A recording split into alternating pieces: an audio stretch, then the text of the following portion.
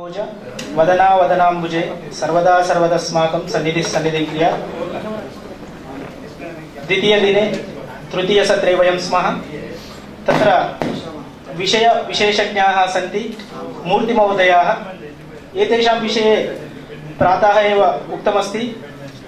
तानहम् अनुरुन्धे research problem इति विषयम् आधारीकृत्य शोधप्रस्तावाः इति विषयम् आधारीकृत्य अस्मान् उद्बोधयन्तु इति प्रार्थयामि।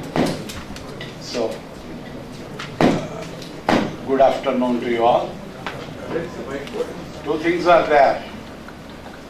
Speaker is active, therefore he goes on speaking. But listener is passive. It's very difficult to listen. And 90 degrees to 180 degrees now. so, really we have to appreciate the people who are listening to the lectures. We don't mind of giving 2 hours or 3 hours or 4 hours of lecture continuously, because we are active here. You are passive there. So therefore it is very difficult to listen to the people. And particularly 2 people are there who are incorrigible. One is teacher, second is farmer. जो भी बोलो आप उनको, अरे ये बोलते रहता है, सच में तो बहुत ही अलग है. बस, it's very difficult for the people to convince, particularly teachers, right? And so that the persons who are there at the stage must take into consideration how well you can convince the people. Second aspect is this. Excuse me.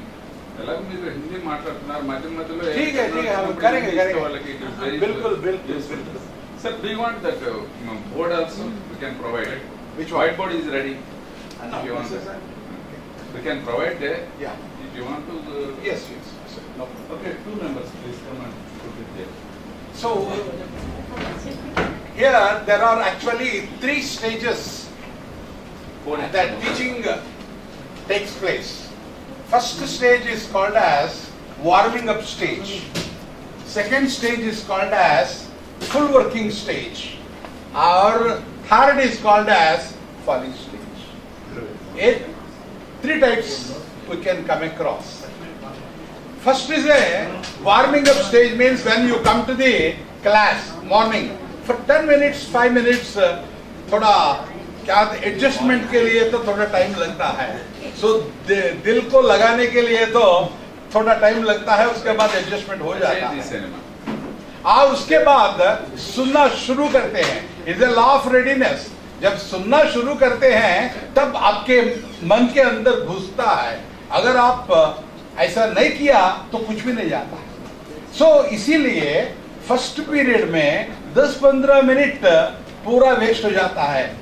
And बाकी remaining 30 or 40 minutes you can understand. So in the second period आपको तय हो जाता है, अरे यार ये लोग तो आज तो हथौड़ा तो मारेंगे, आपको तो सुनना ही पड़ेगा. So you are mentally ready for that one, and then you go on listening to the teacher. So second period is the best period for teaching. So difficult subjects must be put only in the second period. At third period they are better. Again in the fourth period when you come there, अरे इधर तो भूख लग जा रहा है, तो ये तो क्या कुछ न कुछ बोलता है, hypothesis बोलता है, proposal बोलता है, और इधर देखता है उधर देखता है, ये ऐसा करता है. जो उसका बॉडी लैंग्वेज कैसा दिखता है इससे हमको पता चल जाता है, तो सुनने के लिए तो तैयार नहीं है. Better to take a very light subject और interesting subject in the period. And the same thing will come. Most difficult phase for the teacher is to teach afternoon first of all. Lunch के बाद जो होता है, ये सबसे बहुत मुश्किल पीरियड है तो टीच करने में. तो क्योंकि इधर सब लोग तो पूरा खाना खा के आएंगे इधर, और टीचर इधर से गप मारते रहता है. इतना मारेगा वो, उतना अच्छा नींद आती है. So, and he will be teaching there. So this goes on because the reason is that when you take food in, two types of respiration होता है, anaerobic, aerobic. So ऑक्सीजन सहित, ऑक्सीजन रहित. जो ऑक्सीजन रहित का जो respiration होता है उसका एंड प्रोडक्ट है अल्कोहल, CH3 CH2OH. जो अल्कोहल पेट में हो जाता है तो किक तो मारती है, ठीक है, जो भी हो बहुत बढ़िया लगता है. The teacher monotonously, some teachers they don't change that lilt and they don't have actually the cadence in their teaching, where to rise, where to put it down, and where to raise the voice, where to come down. These are all the various stimulus variation. If you don't maintain it, बहुत मजा आता है. अरे यार अपने तो उंचल में बैठ के ऐसा ऐसा ऐसा ऐसा होता है ना, वही फीलिंग होता है. तो इसीलिए मैं धन्यवाद बोलूंगा हमारे दोस्तों को ये पीरियड मुझे देने में. और इस पीरियड में क्या होता है कि here if the teacher in this period teaches very well and the audience understand very well. अभी इधर कौन सी है इंडिपेंडेंट वेरिएबल? अभी बोलो इंडिपेंडेंट वेरिएबल क्या है इधर? Teacher teaching well is an independent variable. Then learning well or receiving well is a dependent variable. ठीक है, लेकिन ये दोनों तो ठीक है, लेकिन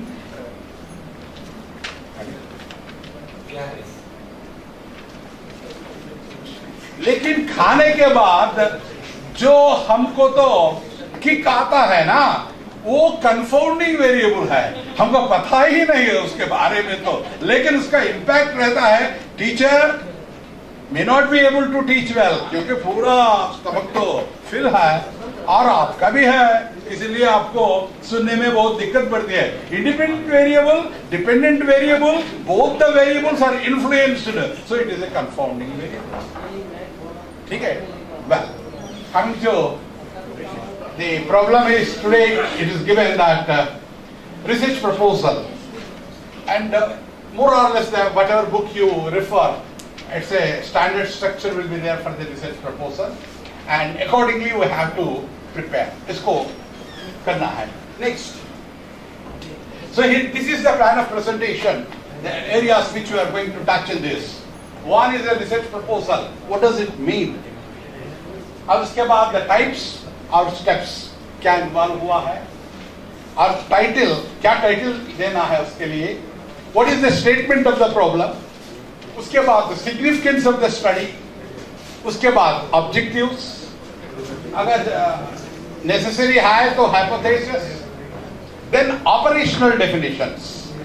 बिकॉज जो लिखे हैं वो उसका मीनिंग अलग होता है, लेकिन किस प्रकार से उसका मीनिंग को आप ले रहे हैं उसको उधर मेंशन करना है. This is what you call operational definition and delimitations. Where you are confined to, then I will explain you one example. I will show you and thereby you can understand very very well. Then chapterization. What are the chapters which you are going to make and what is the time schedule when you are going to complete it. उसके बाद परिचय, introduction and review of the literature. उसके बाद methodology, उसमें तो sampling क्या लेना है, वेरिएबल्स क्या लिखना है, कौन सी टूल्स हमको चूज करना है, ये सब इधर. उसके बाद डेटा कलेक्शन, डेटा को कलेक्ट करना है और बाद में इंटरप्रिटेशन करना है एंड रिजल्ट्स देखना है. उसके बाद बिब्लियोग्राफी लिखना है एट द एंड. एंड उसके बाद सबसे बहुत इंपॉर्टेंट चीज यही है तो बजट का. पैसा कौन देगा? अपने थीसिस को अपना पैसा तो खर्चा पड़ेगा और बाकी लोगों से भी पैसा ले सकते हैं. कैसा लेना है वो भी बता दूंगा आपको. What is a research proposal? And here the research proposal is a prerequisite for the research process. पहले ये तो चाहिए, इससे आपको पता चलेगा आप जो विषय में रिसर्च करना चाहते हो और ए और ओ दोनों का सिंक्रोनाइजेशन हो रहा है या नहीं। अब दूसरी बात है कि whether the project which you have undertaken is feasible और नॉट, ये हो सकता है और नहीं हो सकता है। और तीसरी बात है कि it is called as a blueprint. Blueprint in the sense, for every house you prepare a blueprint before going to construct a house. उसमें तो जितना जगह है, कितना जगह में हमको कंस्ट्रक्ट करना है, और what should be the constructed area, उसका प्लिंथ एरिया कितना रहना चाहिए, अगर वॉल्स रखना है तो कॉलम्स रखना है, कितने कॉलम्स, बीम्स, कितने रूम्स चाहिए और कितने दरवाजा चाहिए और कितने खिड़की उसमें रखना है, और एक एक रूम का साइज कितना होना है, कहां से एंट्री करना है, ये सब तो जो वास्तु बोलते हैं उससे। So north east usually where the water have to see that water should be there and no weight should be kept there. Vastu is also a science, but it is not a superstition, because people are exploiting the other, saying that this should not be there, that should not be there. It's not like that. Air should completely, current should be there inside the house. Light should fall into the house. Every inch of the house should be utilized to the maximum extent. That is vastu, nothing more than that. So therefore it is a blueprint. आपका जो thesis है उसको research करना चाहते हैं, क्या क्या करना है, ये सब पहले ही लिखना पड़ेगा। इसको बोलते हैं कि ब्लूप्रिंट। और उसके बाद मॉडिफिकेशंस, ये हम 2 बार 3 बार 4 बार सोचने से नए आइडिया आता है, एकदम नया आइडिया आता है। I will give one example here. Gravitational pull के लिए कौन सी एग्जांपल देंगे आप? लॉज ऑफ ग्रेविटेशन के एग्जांपल कौन से देंगे आप? बोलो। अरे हमेशा एक पत्थर लो, ऊपर फेंको और उसके नीचे में तो आपका सिर रखो, गिर जाएगा। यही हम तो लॉज ऑफ ग्रेविटेशन का, that is only the example which you give. Why the teacher is not giving other examples means he is not thinking at all. I will give you a wonderful example here. When you meet your friend in the railway station or an airport, immediately say, "Ori, after a long time we met. Are, where is your address? Your phone number? You tell me." Immediately you take your pen and you put here and you write 9944. उसके बाद लिखता नहीं, stop हो जाता।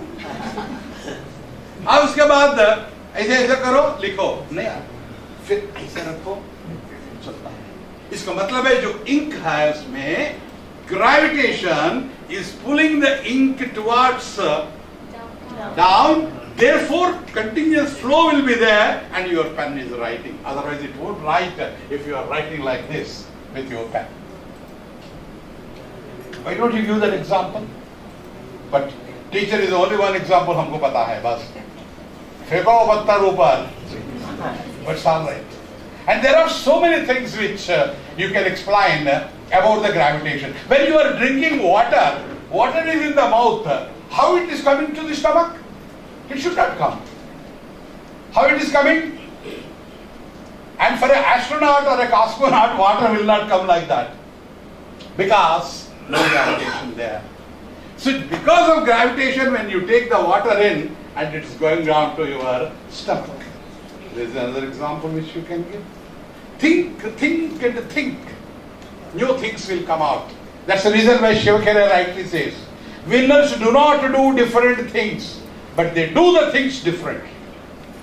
But they do the things differently. That is what you call creativity, innovation, and divergent thinking. These are all the words which we use here.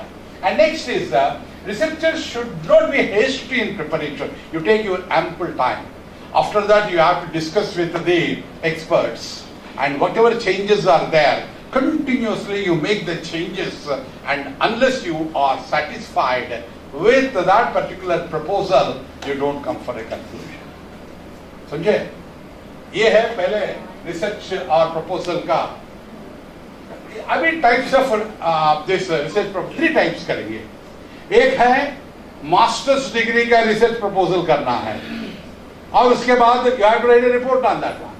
और doctoral thesis, उसका भी synopsis present करना है आपको पहले. PhD के पहले आपको तो synopsis बनाना है और आप क्या करना चाहते हैं, कौन सी एरिया में करना चाहते हैं, what is your specification, ये सब आपको प्रेजेंट करना है. उसके बाद जो committee, what you call that is DC बोलते हैं उसको, or departmental committee will come, doctoral committee that comes, and whether they approve or they give some suggestions, and accordingly you have to change that one. So इसका तो पैसा कोई नहीं देगा. अगर कोई देगा तो ठीक है, अच्छी बात है, लेकिन अपना खुद का पैसा तो इधर खर्चा करना ही पड़ेगा, क्योंकि डिग्री तो मिल रहा है आपको. और the second type of research proposal is that submitted to the researchers to a private agencies or governmental agencies. For example, how the study of various students with respect to language and mathematics. There are so many studies were taken by the private agencies and giving to the government. So इसका मतलब ये निकला है क्योंकि जो 5वीं पढ़ रहे हैं बच्चे, उनको अल्फाबेट भी नहीं आता है बहुत सारे लोगों को, और जो 5वीं में है उसको प्लस और only additions he can do, but remaining things they are not able to do. That is the fact which has come out by the research. So therefore, for that you can collect the money from the people, from the private agencies and from the government. And the third type of research is you can submit your proposal to the university. I see SSR is having a lot of money, particularly in Sanskrit. If you are able to write a good proposal and send them, and there is a chance for getting a research grant from that. And Mr. Satish is there, one person whom I met recently in one seminar. And he was telling, sir, a lot of money is there. If people are really good proposal, if they send it, we have no objection to fund it. और उसके बाद DST है, UGC है, all these things are there, and only thing is you require the 12B status and 2A status. And that's all there for you. And you take any proposal, even translation you can take it. And the Trishati was written by? Who wrote Trishati? Bhartrhari. I've heard the name of Bhartrhari. He has written Trishati. And you translate that one totally into your mother tongue. It may be Telugu, it may be Malayalam, it may be Kannada. That you can take as a project and write them, and money you get.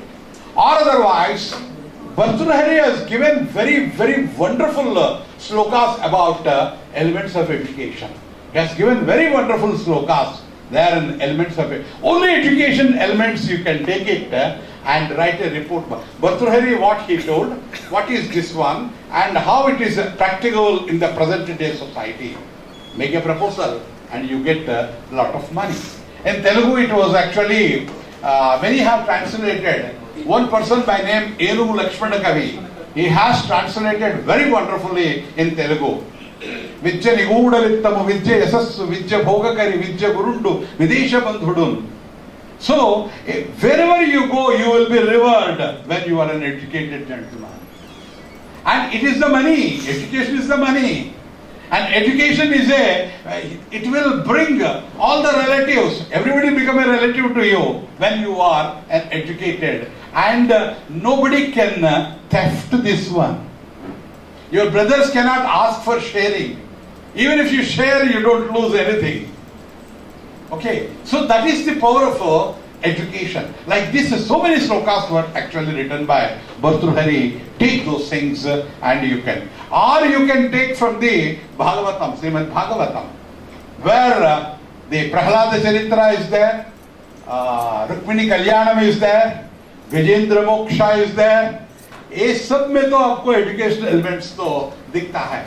Prahlada, when Podana has actually translated into Telugu, and what he says, I have read all the things from the Gurus, and I read the mysteries hidden in the education. That's what the Prahlada says. क्या है वो mystery? अभी बोलो, आप सब तो बहुत बहुत पढ़े हैं ना, अभी क्या मिस्ट्री पर आपने पढ़े हैं एजुकेशन में? क्या है वो मिस्ट्री? प्रहलाद ने बोला है, చదివించిన నన్ను గురువులు నే చదివినవి పెక్కుగలవు చదువులలో మర్మమెల్ల చదివింది తండ్రి అంటాడు. So what is that mysteries which I have learned from the gurus, from education? You also studied so many things. What is that mystery? It is nothing but we are all governed by an indefinable, mysterious, all-pervading, omnipotent force. That is what you call God, Vishnu. So spiritual education. Without spiritual education, your education is not complete. That's what the mystery which is hidden in Srimad Bhagavatam. And in Srimad Bhagavatam, he has explained about 27 teachers. Fish is also a teacher to us. Yes, you go through that one, you find the elements. One scholar has done a research under my guidance on educational foundations in Srimad Bhagavatam. He is a Sanskrit man, working as a associate professor in Kerala. So he did his research on that one. So therefore, my dear friends, when you want it, that is what even Gandhi says, by education I mean an all-round drawing out of the best in the child and man, body, mind and spirit. And Vivekananda says, manifestation of divine perfection already existing in the man. And Aurobindo says, helping the growing soul to draw out, that is in itself. That's all these things which they told about the spiritual fervor which is to be developed among the children. Even Dr. Sarvepalli Radhakrishnan in the recent years says, the aim of education is neither the national efficiency nor the world solidarity, but making the individual to feel that there is something in him deeper than his intellect, call of spirit, if you like. आपके जो बुद्धि बोलते हैं, बुद्धि के अंतर में और एक फोर्स है, उसको रियलाइज करना ही एजुकेशन है. Not by hoarding the things. And that I am calling it as a spirit. If you want, you call Rama, you call Allah, you call Jesus, you call Atma, you call primordial matter. Whatever name you may attribute, you can attribute. So, everywhere you can find the spiritual side of the human being is to be well tuned. Then only the real fervor of ancient Indian education could be brought back. So, being educators of the Sanskrit and the scholars of the Sanskrit, you have a lot of responsibility on your shoulders. And you have to propagate these ideas to the next generations. Because there is a say, if a teacher makes a mistake, a building, if a doctor makes a mistake, a patient may die. If an engineer makes a mistake, a building may collapse. If a teacher makes a mistake, generations and generations and generations will spoil. समझो भाई, और करने के लिए तैयार हो जाओ. ये है अपना काम, being a teacher. And now coming to these are the three types of researchers which we are actually coming. And here, if you go to the net, you find the ICSR में your application form. First, download the application form for all these three. For DST, for UGC, for minor first you apply for the minor projects. Then you can go for the major project. Application down करो और देखो उसको, एक दो बार पढ़ो और fill up करो. Whether you send or not, you leave it. लेकिन fill up करो, कोशिश करो. जो आपको मालूम है, बड़े लोग हैं, उनसे पूछो. एक भेजो बस. थोड़ा सा पेपर का, पोस्ट का पैसा जाएगा, जाने दो. अगर आ गया तो आपको एक प्रोजेक्ट मिल जाएगी. So next. So now, what are the steps involved in the research process? First, we have to make the title, then statement of the problem, then review of the literature, formulation of the objectives, hypothesis, before that, significance of the study, definition of keywords. आपका जो title में कौन सी words लिखे हो उसका definition लिखना है, and delimitations where you are confined to, and because you cannot do the whole universe because you have some limitations, and then what are the basic assumptions, and next, and what is the methodology which is being followed, what kind of research and design, whether it is experimental design, descriptive design, diagnostic design, correlational design, what kind of design which you are going to put, and what is the population which you are taking it, and what is the sample which you want to choose, and then selection of the sampling method, what kind of method you are going to select the sample. There are various methods are there. Purposive sampling is there, random sampling is there, simple sampling is there, lottery method is there. So many methods are there for sampling. And tools to be used, and then procedure of collection of data. And how do you collect the data? And how do you administer the tools? And then whatever data you are getting it, you have to analyze it, then interpret the data. उसके बाद bibliography लिखना है.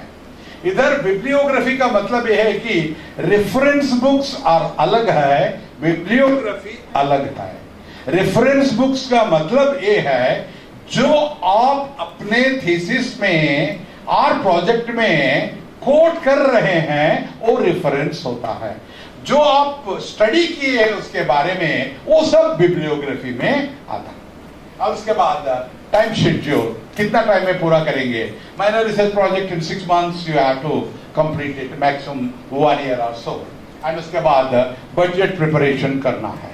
ये है steps which are involved in this. Next, अभी title of the study, it is the name of the topic going to be studied, and here the language must be very simple, precise, clear and specific, and here the language should be professional in nature. इसके लिए तो मैंने तो बता दिया पहले आपको. जब hypothesis बनाना है, so background is very much important for that one. और उसके बाद the title should not be too lengthy to be involved, or it should be in a specific area. I have given some titles here for an example. A study on family relations, peer relations, and student-teacher relations, and its influence on academic achievement among secondary school teachers of Kanchipuram district. I think he has come as a external examiner for that, and one of my students has got PhD doing this particular title. Here, what are the independent variables? Please tell me what are independent variables here? This is hands-on experience. What are independent variables here? वो भी कर देंगे बाद में. Academic achievement. Huh? Academic achievement is an independent variable. Very good. Is it influencing others? Academic achievement is influencing, or academic achievement is being influenced? वो बोलो. समझ में आ रहा है कि नहीं? आपको समझ में आया ना? अभी ये for example family relation academic achievement को इन्फ्लुएंस कर रहा है, या एकेडमिक अचीवमेंट फैमिली रिलेशंस को इन्फ्लुएंस कर रहा है? Academic achievement is yes. Academic achievement जो विद्यार्थियों का है वो फैमिली से प्रभावित हो रहा है. सो फैमिली रिलेशंस अगर चेंज हुआ तो एकेडमिक अचीवमेंट भी चेंज होता है. इसका मतलब है एकेडमिक अचीवमेंट इज इंडिपेंडेंट और dependent? It is dependent on family relations, it is dependent on peer relations, it is dependent on student-teacher relations. ये तीनों को independent variables बोलते हैं, और एक ही दिया है इधर academic achievement, ये तो dependent variable है. देखो सुबह तो 2 घंटे से ज्यादा मैंने तो इतना चिल्ला के बोला हूं, but फिर भी unless and until there is a wonderful adage in Chinese language, if you hear, you forget. If you see, you remember. If you do, you understand. That's simple technique. Learning by doing. आप 2-3 बार करने से आपका दिमाग में बैठ जाएगा वो concept. ठीक है? Okay, no problem at all. और दूसरी है कि it is all descriptive researches.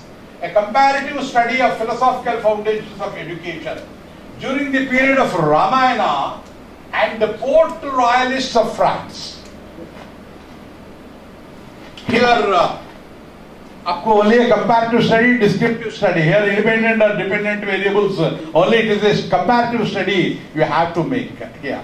Nothing will come here. Descriptive research totally. And a study of philosophical foundations of education in Srimad Bhagavatam. One student of mine got the PhD in this particular subject from Kerala, as I told you earlier. I will make you hands-on experience. Once it is over, I give the titles and then you have to find out which is an independent variable and which is a dependent variable.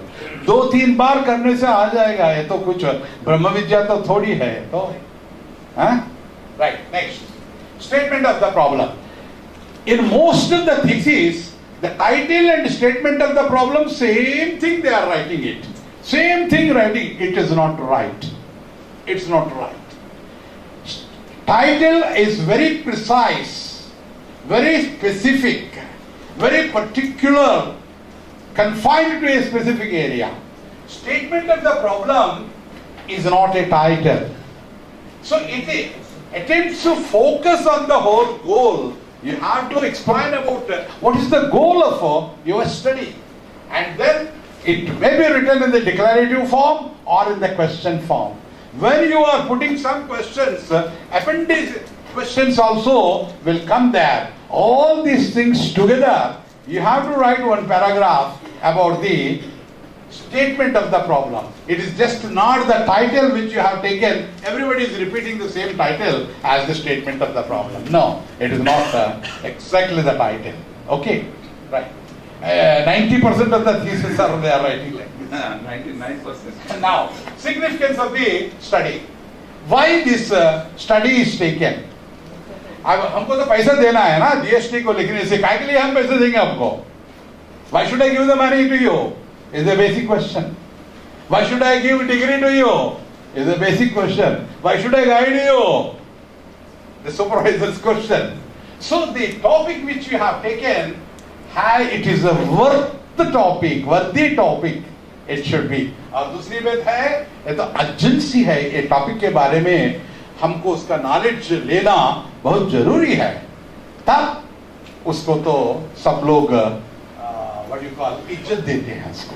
और उसके बाद है कि clear how the results will influence educational theory and the practice. कोई influence हो रहा है आपका जो स्टडी बना रहे हैं उससे. और the lapse between the earlier study, अभी 1920 में एक स्टडी हुआ है. Same study you can replicate that even today. क्योंकि टेक्नोलॉजी चेंज हो गया है और इसका लिटरेचर बहुत आ गया है और उसके बाद कंडीशंस चेंज हो गया है. Same study you can again undertake with the treatment of new techniques and that can be presented. उसके बाद प्रीवियस स्टडीज आपको रिव्यू ऑफ लिटरेचर में यही आपको करना है. जो रिसर्च हुआ है सब ढूंढ के जिसने क्या छोड़ दिया है इसमें उसको पकड़ के उसके ऊपर आपका रिसर्च करना चाहिए. That is the gap लैकुने which is there in the review of the literature. And lack of information about the problem by supporting the statements of other studies. बाकी स्टडीज पूरा स्टडी करो, उसके हिसाब से जो स्टडी हमको करना है उसको तय कर लीजिए. और उसके बाद and if it is related to social issues and priority issues. But अभी इंडिया में ऐसा हाल है. अभी देयर इज अ से तीस इकड़ तीसी अकड़ तीसी लकड़ तीसी पिटे दे थीसिस అన్నాడు. What is thesis means? इससे थोड़ा लो, उससे थोड़ा लो, इससे थोड़ा लो, सब मिला दो और एक बुक बना दो, बस हो गया है तुम्हारा research. But there is no signal contribution. I will give one example. D.W. Allen, which who has done, who was the supervisor, and Keith Exons, who was this research scholar, who has done a research under D.W. Allen in Stanford University, and the topic of the research is micro teaching. And that research of micro teaching, all over the world today people are using that in order to develop your teaching skills. That kind of research we want it. अरे जो book बन गया है उसके बाद अलमार में रख देंगे, लाइब्रेरी में रहेगा, कोई नहीं देखेगा, खुद ही नहीं देखेंगे. एक बार अवार्ड हो गया उसके बाद हम तो देखना भी नहीं चाहते उसको, क्या नहीं देखूं मैं. ये हाल है अभी हमारा थीसिस का. और दूसरी बात यह है कि इंडिया में जो भी रिसर्च अभी हो रहा है, almost it is a replica. Could anybody say that, like a trial and error theory which was propounded by E.L. Thorndike, any experimental research has been done? नहीं किए हमने. Classical condition by Ivan Pavlov, कुछ किए कोई ने? नहीं. और operant condition by B.F. Skinner, किसी ने किया? नहीं. और उसके बाद we can say that what do you call Ebbinghaus, who has done his research on memory. He himself is a subject and he studied about the memory. क्या हम easily, how do you remember the things easily, and why Lou is another psychologist who did experiments on forgetting, the curve of forgetting, learning curves, all these things they have done it. Where is from India side research which took place like this? What is our permanent contribution? Why we are not able to do that? क्योंकि are we really not competent? Yes, we are, but we are not doing it. काय के लिए यार इतना श्रम लेना है हमको? अरे यार 2-3 बुक लगा निकालो और इसमें एक उसमें एक उसमें थोड़ा कुल मिला दो और एक बुक बना दो, बस खत्म हो गया है. ये हाल, ये एटीट्यूड अपने दिल में उतर गया है, इसीलिए बढ़िया रिसर्च कुछ भी आ नहीं पा रहा है. सो इसीलिए आपको think twice and thrice and come out with a wonderful research, and particularly in education. In science we are doing to some extent, it's okay, particularly from Indian Institute of Science and some IITs, and computers we are doing a good job, there's no doubt in it. And other ways, 1,000 publications papers are there in IEEE. If you take it, 1 or 2 will be there Indian papers. Korea, small countries, if you take it, Taiwan, their papers will be there in what you call 10s and 20s. But our contribution is not there because we want easy way of getting the things done. That attitude is being taken out. For if you really take it, for the last 100 years, what is the contribution of India? अभी हमको ये projector ने, किसी Indian ने इसको invent किया, ये microphone को इन्वेंट किया, और मेरा पेन को इन्वेंट किया, और सेल फोन को इन्वेंट किया, और इलेक्ट्रॉनिक इसको इन्वेंट किया, इलेक्ट्रिक बल्ब को इन्वेंट किया, और मोटर बाइक को क्या किया तुमने? प्रेशर कुकर को किया और अपना स्टोव को किया. 100 years में कुछ नहीं हुआ. क्यों? सोचो, एक बार सोचो. What's your contribution? That's the reason why R.A. Mashelkar wonderfully says in his talk, education must be child-centered. Family must be women-centered. Development must be human-centered. Development must be human-centered. Society must be knowledge-centered. India must be innovation-centered. That is what the dream of R.A. Mashelkar in one Indian National Congress in his keynote address he has mentioned. But unfortunately, our education is mark-centered. Family is money-centered. Society is selfish-centered. And humanity is selfish-centered. India is imitation-centered. Quite unfortunate to have this innovation, total innovation. That's what he says, TI and IT. IT with IT, you have to bring TI. Total innovation is to be brought. Then only new things will come out. Nothing will come out so easily. Just think out of the box. Think out of the box. Right. And when you are formulating the hypothesis, it should be tested on the evidence. Number one, it will give a direction for the data collection. Third is formulation of the research study determined by the implications of the related literature and deductive logic. What do you mean by deductive logic? What is inductive logic and what is deductive logic? You might have studied all these things because Tarka is a great science which was the actually developed by Indians. What is inductive logic? But unfortunately, Francis Bacon has developed inductive logic. This is what our people are saying. Deductive logic was actually developed by Aristotle. And together it is called as the Charles Darwin. Deductive logic means general to particular, you have to come. All men are mortal. All men are mortal. Okay. And Rama is a man. Sita is a woman. So Rama is mortal. A proper point. So this is from a general statement you are coming back to here. And inductive logic, you say the bird, cuckoo will fly, parrot will fly, pigeon will fly. Cuckoo, parrot, pigeon, all are birds. So all birds fly. Except what do you call ostrich, kiwi, emu, rhea. These are some birds which belongs to ratitail, leave it. This is called inductive logic. So hypothesis is derived from the deductive logic, but it is a confusion comes. If any question comes in what do you call TET or central TET or DSC or anything, inductive logic means general to particular, particular to general, general to particular. Once the doubt comes to your mind, definitely you go wrong.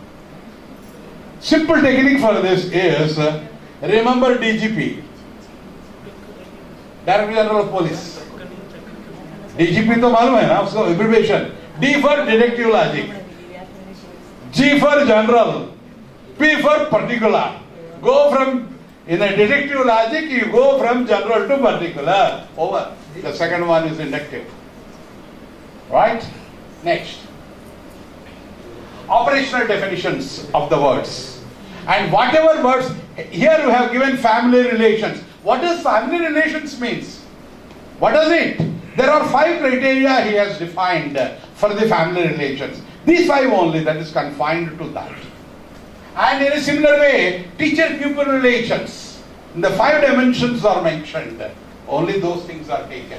So, each and every word used in your title must be explained here in what sense you have used that particular word. That is what you call the operational definitions of the words. Next. Delimitations of the study. The study which was done by him is confined only to 9th class students. Not all the students. He said higher secondary students means it will be 8th, 9th, 10th, 11th, 12th. It's not like that. It is a delimitation. 9th only. It is confined only to the Kanchipuram district. Not whole Tamil Nadu. Not whole India. It is confined to government schools, aided schools and private schools. Like that, where your limitations are there, those things must be mentioned, which you call it as delimitations of the study. Next. Chapterization. Usually 5 or 6 chapters will be there. First is an introduction. Second is key terms.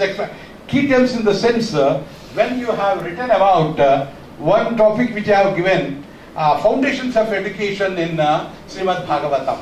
So first you have to write there about foundation. What does you mean by foundations of education? One chapter will go there after introduction. And then one chapter about contributions of Vedavyasa. And after that you have to talk about the Srimad Bhagavatam. And after that you have to make the comparison. Like that, where you are using family relations are there. About that you have to write there. And peer relations. What do you mean by peer relations? And how they will have an impact. These 3-4 pages you have to write in the introduction. Then review of the literature. Then methodology followed. Analysis and interpretations. Summary and conclusions. Usually these are all the steps which are involved in this. Next. Time schedule. कितने में पूरा करेंगे आप? 10 साल लेंगे, 15 साल लेंगे या 6 महीने में पूरा कर सकते हो. तो अब तो माइनर प्रोजेक्ट लो, 6 महीने में कंप्लीट करो, ये हो गया है, दूसरे को अप्लाई करो. You can do that one. It is not a very great thing or big thing. Many people are getting it. First download the application form from ICSR and you send it there. After that we will see. They will call you for presentation. Then you have to present all these things. The same synopsis you have to prepare and you have to present to the people. And second is how much time you will take to complete your research. One is collection of the data. How much time you will take collection of the data? How many people you want to employ for that purpose? And how many books you have to purchase, through which you have to go through, and writing of the report, how much time it will take, and for typing, how much time it will take, for printing, how much time it will take, all these things, how much money is involved in that one. These are all the things which you have to write. Next. Now, introduction. In the introduction, you have to write about the brief introduction of the study. After that, why you have arrived at this particular topic based on the gaps which are found in the literature survey. What is the title of your research? And then you have to write there the significance of the study. What is the statement of the problem? Explanation of the concepts. What are the variables which you are using there? Independent, dependent and demographic variables. What are the hypotheses which you have formulated? Delimitations. These are all the things will come in the chapter 1, introduction. Then review of the literature. At least you go through lot of studies. Old thesis you can go, reports you can go, abstracts you can go, documents you have to go, and online material which is available. All the things, if you type it, that particular area name, you find a lot of studies there. Whichever is applicable to you, you download those things and you have to write. And when you are writing all those things, arrange them in a chronological order. Arrange them in a chronological order. इसका मतलब है कि at least 10 years of, don't take from the 1901 or 1885 research cannot be mentioned here. अभी 2024 में कर रहे हैं आपका research. At least from 2014 you take the literature. उसको अरेंज करो 2014 में कितना, 2015 में कितना, 16 में कितना. In a chronological order you have to write the reports. उसमें भी क्या क्या लिखना है, इसका मतलब है कि what is the title and what are the objectives, what are the results of that. Like that you have to confine. It should be uniformly you have to write. For example, you have done about the peer relations, teacher-pupil relations and everything. For peer relations, how many? Teacher-pupil relations, how many? Like that for each one, you can separately write and put them in a chronological order and everywhere. Both Indian and foreign research, both the things you have to put, depending on the topic which you have chosen, 30, 40, 50 small research projects, around 20, 30 studies are sufficient for us. Next. And thorough research gets the overall idea. Review of the literature only will decide कौन सी topic लेना है, इसके ऊपर ही होता है. And the review of the literature helps the researchers to have an overall idea about the area of the study. And what are the areas which are not touched by the other scholars in India and abroad. Next. Sampling. Population कितना है? कितने लोग को लेना है? For example, 500 people you want to take. When you are taking 500 people, male how many? Female how many? Demographic variables will be taken into consideration. Rural how many? Urban how many? And educational qualifications. These are all the things which you have to take. And the sampling methods will be there.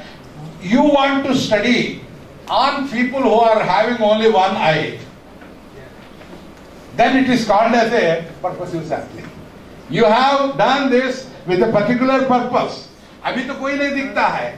अब जब आप research शुरू करेंगे, आपके जो मोहल्ला में आपको बहुत सारे लोग दिखते हैं, एक ही आंक रहता है, दूसरा आंक नहीं रहता. अभी तो कंसंट्रेशन नहीं है. So therefore, whatever research you want to take it, according to that, you select the usually stratified random sampling technique is mostly used here. And depending on your research, you can select around 400-500 samples. Because sample is nothing but it is a representative subjects of the whole population, the universe of the population. And uske baad keeping the scope and limitations into consideration. Uske baad variables of the study. Usually in most of the studies only 3 variables will study. Confounding and all other things will come only at the higher level, not at present level. We are not actually intervening or extraneous. इसका role तो बहुत कम हो रहा है. Nobody is studying much. In some cases they are doing it. And foreign researchers, mostly you can find these variables. In Indian research at present, one is an independent variable, second is a dependent variable. It may be what you call the complex type of hypotheses are being formed. Third is a demographic variable. Age is a demographic variable, and educational qualifications, salary, and the qualifications of the mother, qualifications of the father, so on and so forth. Urban area, rural area, type of management school, these are all the things. Next. Tools. Which tools are suitable for your study? It may be observation, it may be interview, it may be rating scale, it may be a checklist, it may be attitude scales, it may be a questionnaires, or it may be a questionnaire. So what is you have to search, you have to select those things, and the remaining scales you have to adopt it according to your need for the collection of the data. Next. Procedures of the collection of the data. How you administer that one, how data will be collected from with the help of the tools, these things will be written there. And sometimes there will be methods of internal and external criticism are to be adhered to in the analysis of the data. So the criticism takes place, that also you have to overcome. Next. Bibliography. Reference is different from the bibliography. Bibliography, all the books or material which you have studied. Reference books, what you have quoted in your research. And usually when you are writing it, you have to follow APA style. Now 6th or 7th version also has come now, and APA style with which you have to write that one. APA style means you will get it, and I will show that one also to you. And the text citations which include the author's name and the resources of publication date, followed by the reference list, all these things will be there in this one. And then budget schedule.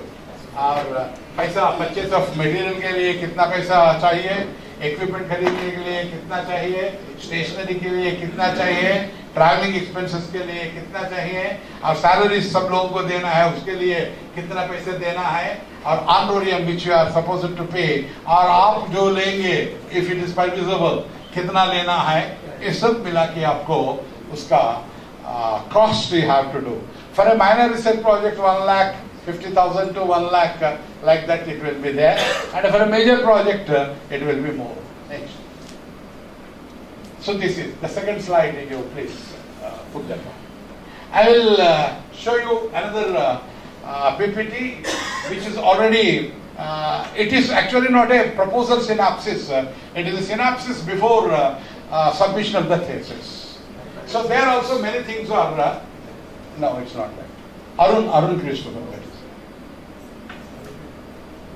So this will give you a clear idea about what they are writing there.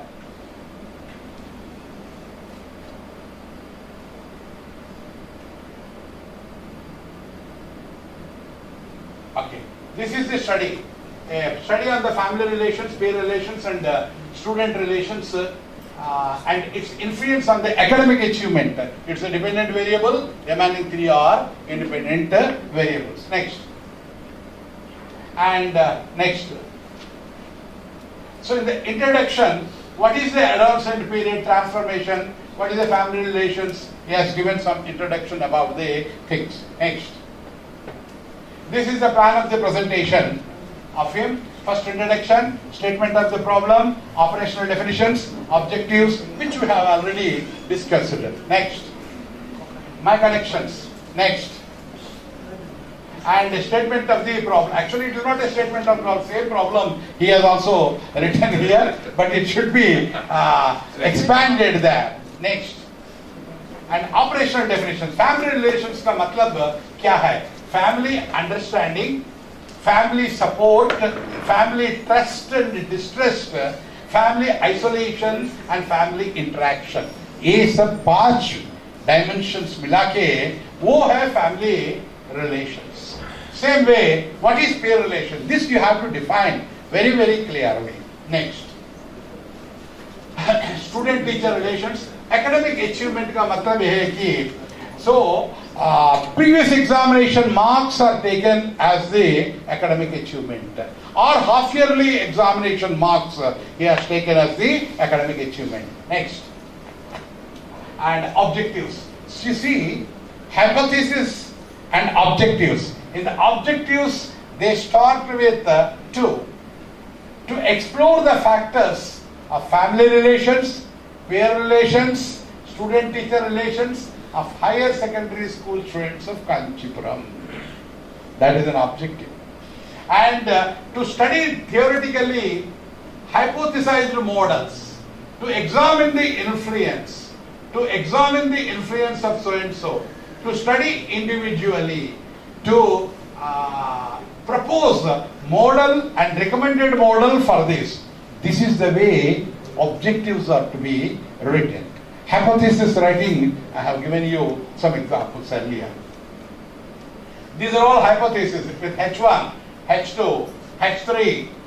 There is a significant influence among these 3.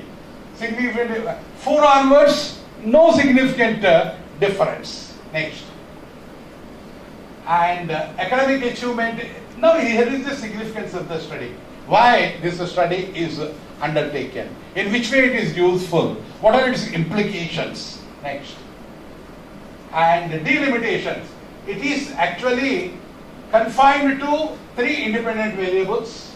Government aided and private matriculation higher secondary schools only selected here. The sample was restricted only for the 11th class students only taken. The population was, total sample was 1,300 students were taken, and the measuring of achievement is their previous year results. That is taken as the academic achievement. Next. A review of the literature. Next. So, for academic achievement, 6 Indian and 23 foreign, total 29. Family relations, I said totally 144 reviews were made by him. He has studied, and based on that he has concluded that particular topic. And then research methodology, exploratory and descriptive. And quantitative, it is not qualitative, it is quantitative. And survey method was used. Stratified random sampling technique was used. higher secondary students of Kanchipuram was the sample, and 1300 students were actually the sample. A distribution. Government say 57.752 from the government, 256 from government aided, and from private 312. Now the question comes, as a researcher, why do you take more government people? Why not all the things should be in equal proportion? Then it may have an impact on the study. But what the answer should be, government aided schools are very less now. So there's no other go for him to take the lesser schools. And compared to government schools, more schools are actually there. Second thing is, the results should be more useful to the government students rather than to the private college students and other things. Next. So what are the tools used? So 3 tools were used by him. 2 were actually adopted as it is from the Hudson. Slight modifications were made according to our situations. And 1 tool was developed by us, standardized by us, and 30 to 40 minutes of duration will be there. Here democratic variables you see, gender, type of school management, course specialization, location of the home, urban area or rural area, family income कितना है, और उसके बाद parents का qualification कितना है, इसके हिसाब से comparisons were made. If more income is there for the parents, academic achievement will be the more. That is actually our assumption is that. Next. So analysis and interpretation of data, whatever data is coming and that goes on because he has to, is next. And these are all the null hypothesis which he has given, and every hypothesis should be tested. After that it is accepted or rejected. You have to write this one, and when you have done that review of literature, in the review of literature and your results, how many people have supported that? Are you getting the same result or controversy result you are getting here? That is the question. Earlier days research says male students are better in mathematics than the female students, and female students are better in language than the male students. But अभी जो research अभी करने से female students are also equally doing well in mathematics on par with the male students. अभी का result अलग आता है और previous का result वो था. So next, these are all the various calculations which were done with the SPSS package and other things. And next. So next. ये सब की जरूरत नहीं है आपको. जो accepted or not accepted findings इधर आ जाएगा ऊपर. What are the findings of this one? They have given what are the findings, and then how they are useful for the educational implications. Next slide. What are the educational implications for students? How it is useful for management, for headmasters, for policymakers, so on and so forth. और उसके बाद further research. और इससे further research क्या कर सकते हैं. So reference books अभी देखो इधर, उसको तो actually italics में लिखते हैं, उसके बाद टाइटल लिखते हैं और उसके बाद ए टाइटल लिखना है. ये सब तो one procedure APA format is to be followed in this one. Okay, right. इसको शुरू करो. Hypothesis शुरू करो. అందులో hands-on experience అనే ఒక slide ఉంటుంది. Hands-on experience, one slide will be there. So with regard to this, we have so many doubts. Can we ask? Yeah. Next, we go for the next slide. Yeah, you can ask now. Yes. Then we will go for hands-on experience. Next.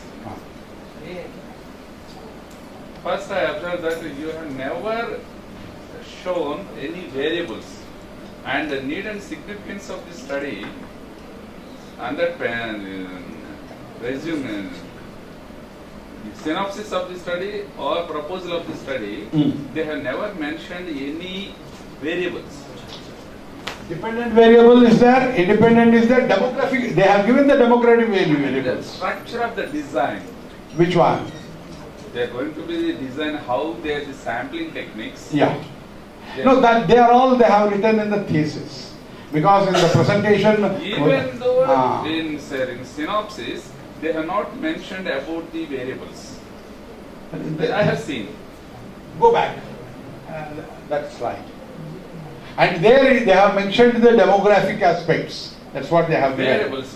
They are only demographic variables, only age, gender, educational qualifications of the These are parents. all So they only the demographic variables.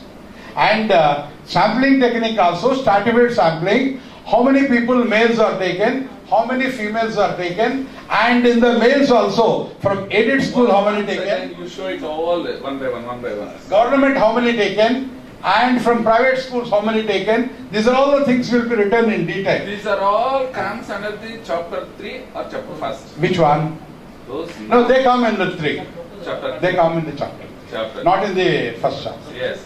They We come. have some doubts, sir. Yeah. Some people are writing the need and significance of the study in the first chapter. Yeah. Is it acceptable? Yes, no problem it is. There is no linking between the need and importance of the study in first chapter. Ah. Middle there is a review of related. Yeah. Third chapter is one by one. No, first chapter is almost, it is a summary or a Yes, synopsis that's of why- all the 4. So there you can mention what is the need of that one. That is actually a practice. There is a linking between the need and scope and limitations of the study. Yeah, that they mentioned there in the... Mentioned, but importance of the study, Ah. need and importance of the study is there. If you write in the first chapter, how these two link up with Which one- two? Which two? If you write in the first chapter, need and of the study, we write in the first chapter. Next, review of related literature. Next, we start the statement of the problem. Yeah. And this is in a chronological order. If you see need and importance of the study, scope of the study, and then the objectives of the study, variables of the study, hypothesis. These 3 are linking with each other, interlinking. But they have not mentioned in the with regards to the variables. No, that is actually what happens, you see, in the unit 1 in the introduction, when you are writing about the significance or importance of the study, there the thesis they will clearly mention, based on the review of the literature, based on the lacunae, this particular study has been selected and it has been tried. There they mention. Yeah, exactly. What I am asking, whenever you study the review of related literature, when only you can write the need and significance of the study. No, first one is only, it is a summary. So therefore, already they mentioned there. That introduction part is different. No, that introduction is more or less a summary of the whole thesis. And lastly, we can resuming of the succeeding chapters, we will write as the first chapter. How can you connect with these two? Sir, there you mention after going through the literature, we have arrived at this particular topic. They are mentioning there very clearly. So there is no need for that one. And if you see, they have not mentioned hypothesis, No, this is not. operational definitions. This is different. They have not mentioned anywhere in the variables of the study. Which one? The plan of proposal. No, the second one. Sir, methodology, sampling, variables, truths were there. Variables. In the second. Methodology, sampling. Okay, show me that personal. One by one. Which one you want? The old one or the... Recently, what This you is thought? proposal. That only. Research proposal. Sir, okay, finally, what is the main difference between the research proposal and the research synopsis? What is the main difference between these two? For a research proposal, actually you are not going to write about the results or findings or conclusions or further study. These are all outcome. It is only here the mentioning is the worthy topic he has taken or not, and what is his approach to that particular topic, and what are the reviews of the literature which he is going to do there, and what kind of sampling up to that extent only. This is actually a research synopsis. It is not a research proposal. Research proposal he has to mention, because I did not get it to show them. Recently he has done it so that I have actually showing them. Our people, our students are getting confusion. You write research proposal and you bring the research synopsis. What is the difference between these two? Yeah. The students are getting that problem. Yeah, in the research, it is a research synopsis. When you are doing it, you are supposed to show the interpretations what you have made, what are the results which have come, and how you have made the analysis of the data, and what kind of statistical tools which were used by you. There in the research proposal at the beginning we say we use the SPSS package or ANOVA or standard deviation, mean deviation, and according to the need some other statistical techniques will be adopted. That's all right. But there we don't mention all the things. Here you have to mention what you have done it and what is the result of it.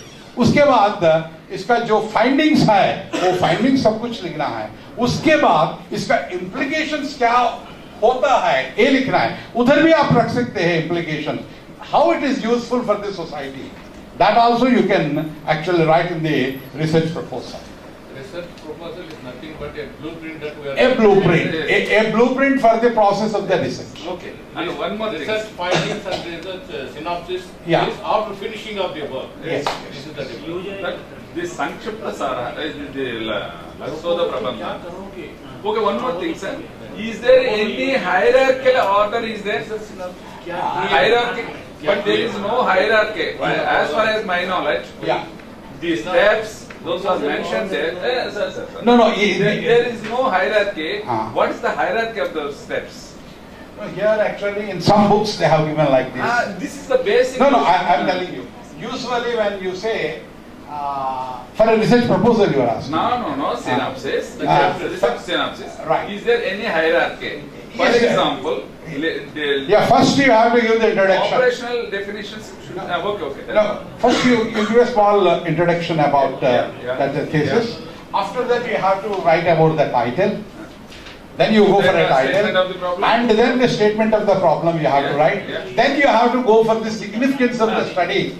Next it will come Sir, is significance of the study. there any difference in need and significance of the study? Yeah. Need and significance of the study. Okay. Whether it is worthy or not, is it related to the social issues? Can we write Like clubbing or separately? no, separately you have to write. Yes, need and significance of the Yeah. study. और उसके बाद objectives आपको लिखना Objectives है. of the study, Objectives hypothesis of the study. and variables of the study. Automatically it comes. These three are linking with each other. Usually variables in the first chapter we are not writing it. That is written in the third chapter, methodology. These are all comes in the first chapter. No, even there also you can mention. Doesn't matter. Doesn't matter. You can mention there also. Usually variables in detail we speak. These, as far as our knowledge, these are all comes under the third chapter. Nothing wrong in mentioning here. That's what First I'm chapter telling also, you. first chapter Nothing wrong in the first chapter. Some people will mention here, and also that is repeated in the That's one. third chapter Is also. there any criteria? No criteria. No. There is no mention particularly you have to do. Should not mention in chapter 1. If you see in a logical way, whenever you operational definitions, whenever you know the operational definitions knows, then only we can arrange the one by one in a logical way. In the introduction, actually you have to mention these are all the independent variables 1 or 2, dependent variables 1 or 2, demographic variables 7 are used. Briefly you leave it here. But in methodology chapter, What I am asking, there is no logic in that arrangement of that tile. no, you can make it according to No. that particular aspect. As an expert, as a renowned scholar, that's what I'm saying. Can we fix the order? Yeah, you can fix the order also. Here you go for Why? the title. Because so many Yeah. faculty members are Yeah. discussing Yeah, which is the first, which is the second. Yeah, issue. you Is there can any say chronological order? number 1 is introduction. Yes. Number 2 is the title. Number 3 is. If it is possible in this workshop, we can finalize that. Yeah, I will give you tomorrow. I will Definitely give you. we can see. Absolutely, there is no Sure. issue. There Thank is you. no issue. Thank you. Hypothesis, you take that hypothesis. There, hands-on experience, one slide I have prepared now. You put that one. Now it is your turn. Now it is your turn to work now. Okay. जो भी बोलो गलत बोलो कोई बात नहीं है, बोलो बस, सच या गलत छोड़ो उसके बारे में तो हम तो है इधर गुड फर्स्ट को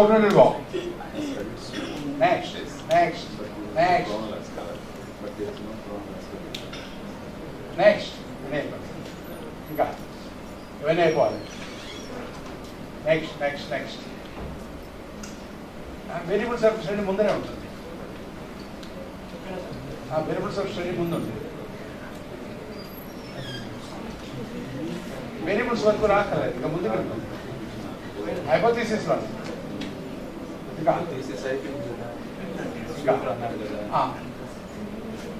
నెక్స్ట్ ఫంక్షన్ నెక్స్ట్ లేదా అందులో you have copied down that one which I have given అందులో చూడండి నా దాంట్లో డైరెక్ట్ తీయండి హైపోథీసిస్ పెన్ డ్రైవ్ లో ఉన్నది తీయండి అది రిక్వెస్ట్ చేశారో లేదో వాళ్ళు కాపీ చేసి ఉంటారు हिंदी वाले समझ में तो आ जाएगा ना कोई बात नहीं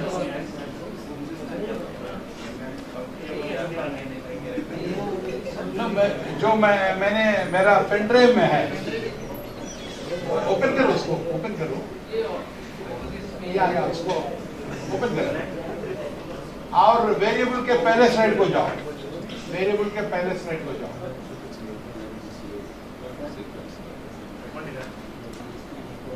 हाँ इसको आगे जाओ और पीछे आओ अरे धीरे से आओ भाई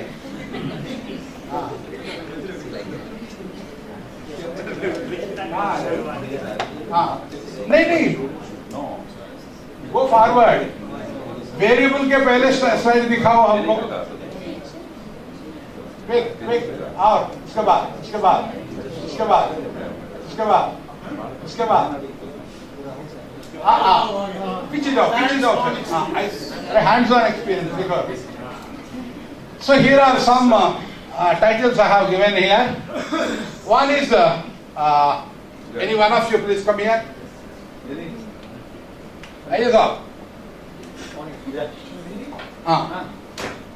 Study on the teaching abilities of teachers, students. आइए Write it down. आपको सब लोग अपना तस्वीर तो देखेंगे.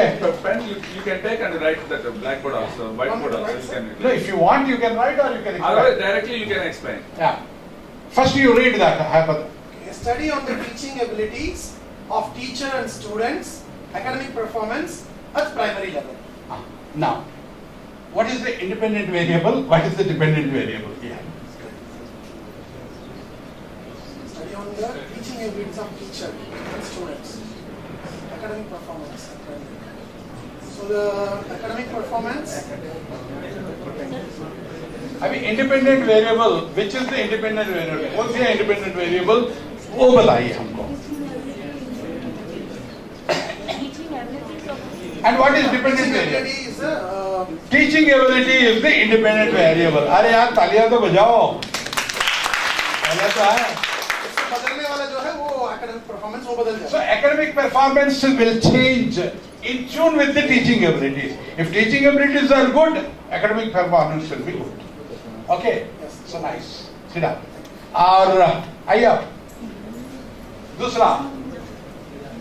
Educational elements in Mahabharata. This is one PhD which was completed under me, and here it is a descriptive one. There is no independent variable or dependent variable. आइए आप आइए. The third वाला ले लो. हाँ. पढ़ो अभी. हाँ आइए.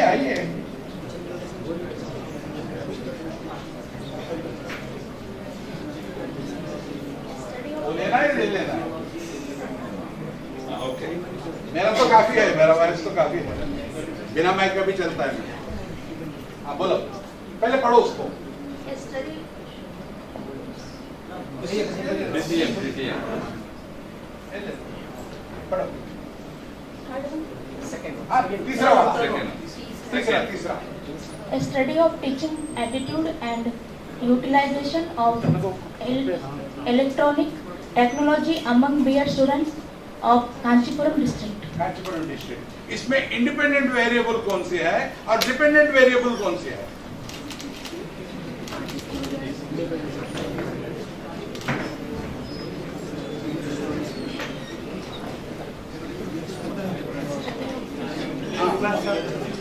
टीचिंग एप्टीट्यूड के ऊपर स्टडी हो रहा है तो वो डिपेंडेंट है। So, आपका टीचिंग एटीट्यूड अच्छा है तो अच्छे तरह से आपको टेक्नोलॉजी का यूज होता है। एटीट्यूड बुरा है तो इसका यूज कम होता है। सो इसका मतलब है कि इंडिपेंडेंट वेरिएबल कौन सी है अभी? Attitude of teaching. और कौन सी है dependent variable? Utilization of the electronic technology. समझे अभी? और अभी चौथा is again it is a descriptive research. It is a what you call philosophy of education of Vedavyasa with special reference to Srimad Bhagavatam. And next 5 अभी study हमने दिखाया आपको। कौन बोलेगा इसके बारे में? हाँ बोलिए आप, आइए।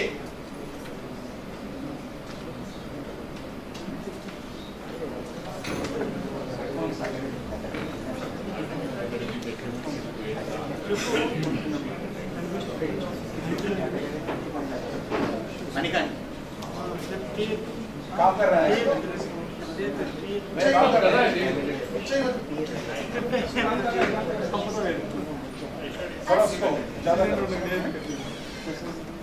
ठीक है, इसे कर। अभी पहले पढ़ो इसको। A study on family relations, peer relations, and student-teacher relations, and its influence on academic achievement among higher secondary school students of Kanchipuram district. इसमें डिपेंडेंट वेरिएबल कौन सी है? So academic achievement is dependent variable. और कितने हैं इसमें? तो independent variable 3 independent variables इसमें है। बढ़िया बताया आपने। फिर और उसके बाद next slide. Sir, if you permit me, write your title on the whiteboard and you find out that one. Your research title, what is your research title? Please go and write. Sir will correct it. Yes, she is. She has already doing PhD. The topic is finalized. Finalized. Okay, you go and write your thesis title. Sir will finalize. Quick. Wait, can I look at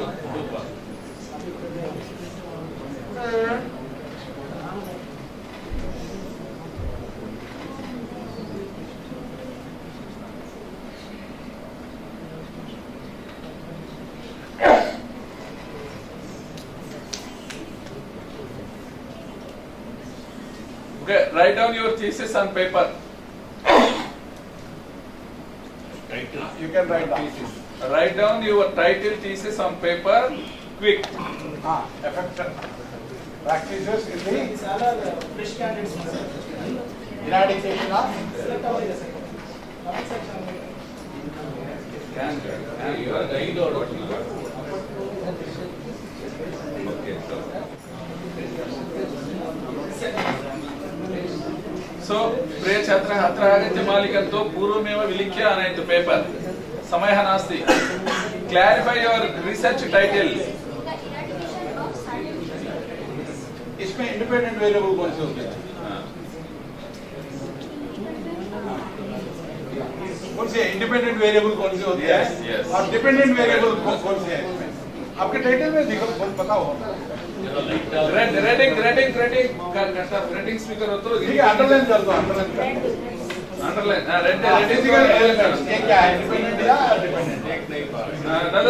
ये dependent variable है। Dependent variable किमस्ति, independent variable किमस्ति प्रदर्शयतु। बाबू को light है।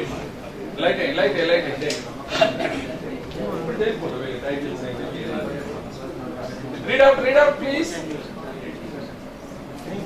Effect on yogic practices in eradication of the certain physical ailments.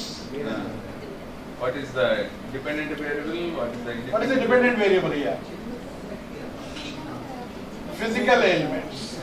Which is the independent variable?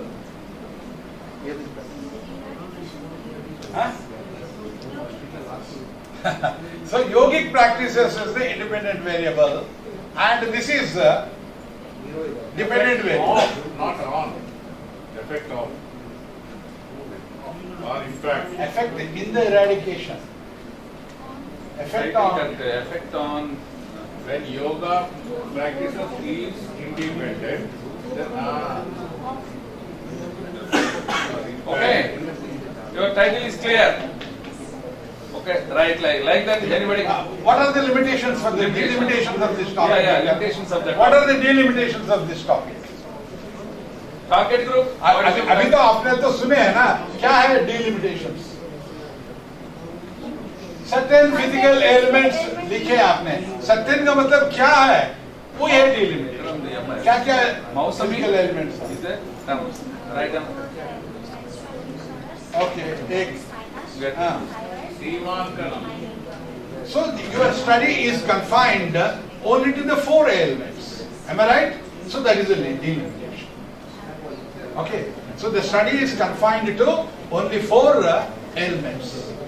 And with the yogic practices, they should be eradicated. Okay. How do you prove it? Is it descriptive or statistical? Don't say trial and error method. Directly you can say whether the descriptive statistics, descriptive research. ना अभी तो आपने जो elements बताए हैं, whether it is cured or not, how do you know? How do you prove that they are cured? So ये तो बताना है ना? किस जानवर के ऊपर कर रहे हो? So experimental method is actually must for here. Yes. And you have to do that experiment.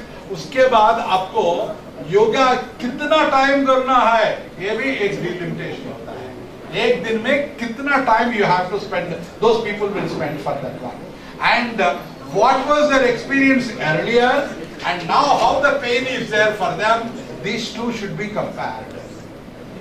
There are various instruments also there.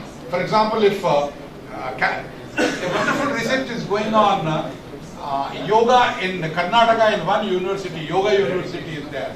There they are doing the research. This what you call threshold limits will be there. Apparatus and equipment is there. They are measuring the threshold. और योगा के पहले कितना है, yoga practice के पास कितना है, ये सब कंपेयर कर रहे हैं.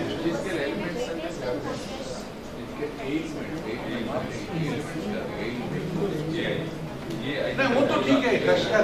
कैसे प्रूव करेंगे इसका तो कम हो गया है. नहीं आपका एनालिसिस सब्जेक्टिव में भी you have to use equipment like इससे ए हुआ है, इससे ए नहीं. Next, one more chance. You go. Right.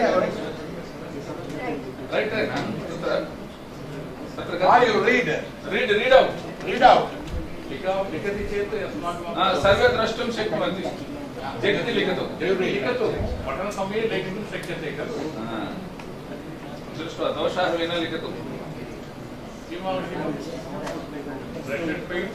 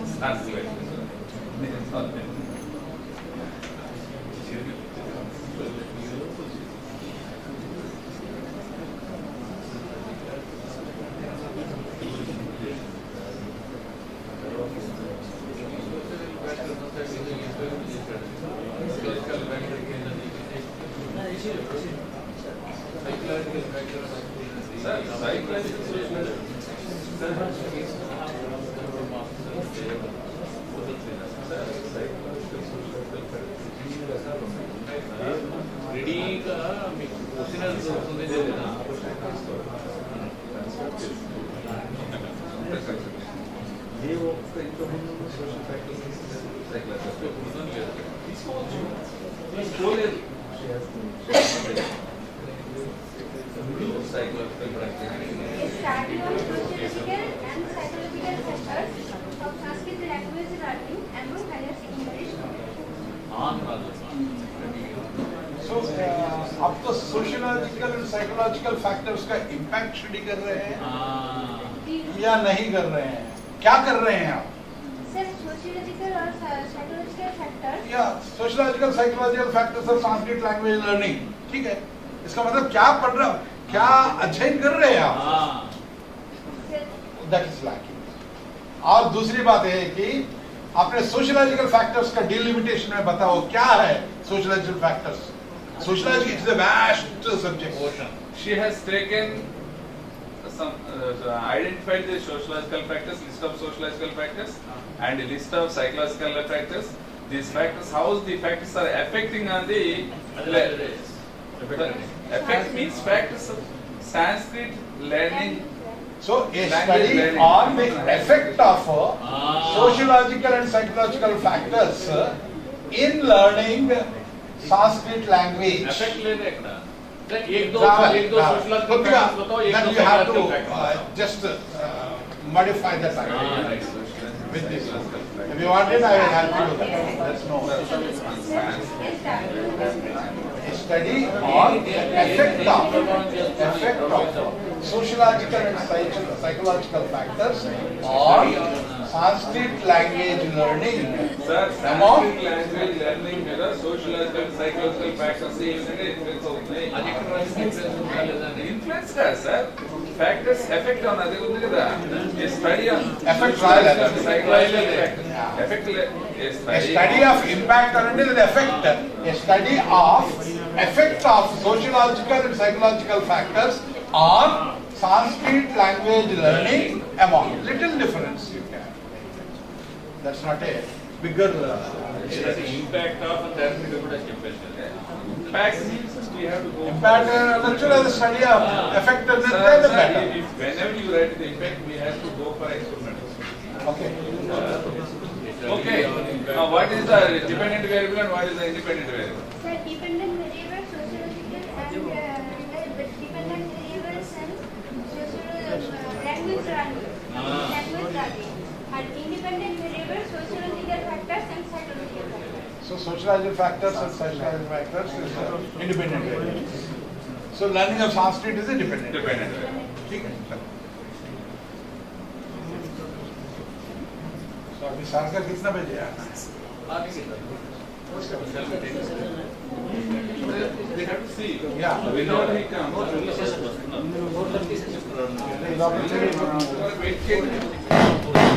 జమ్మూలో కూర్చోబెట్టి వర్క్ చేయాలంటే ఎక్కడ అవుతుంది?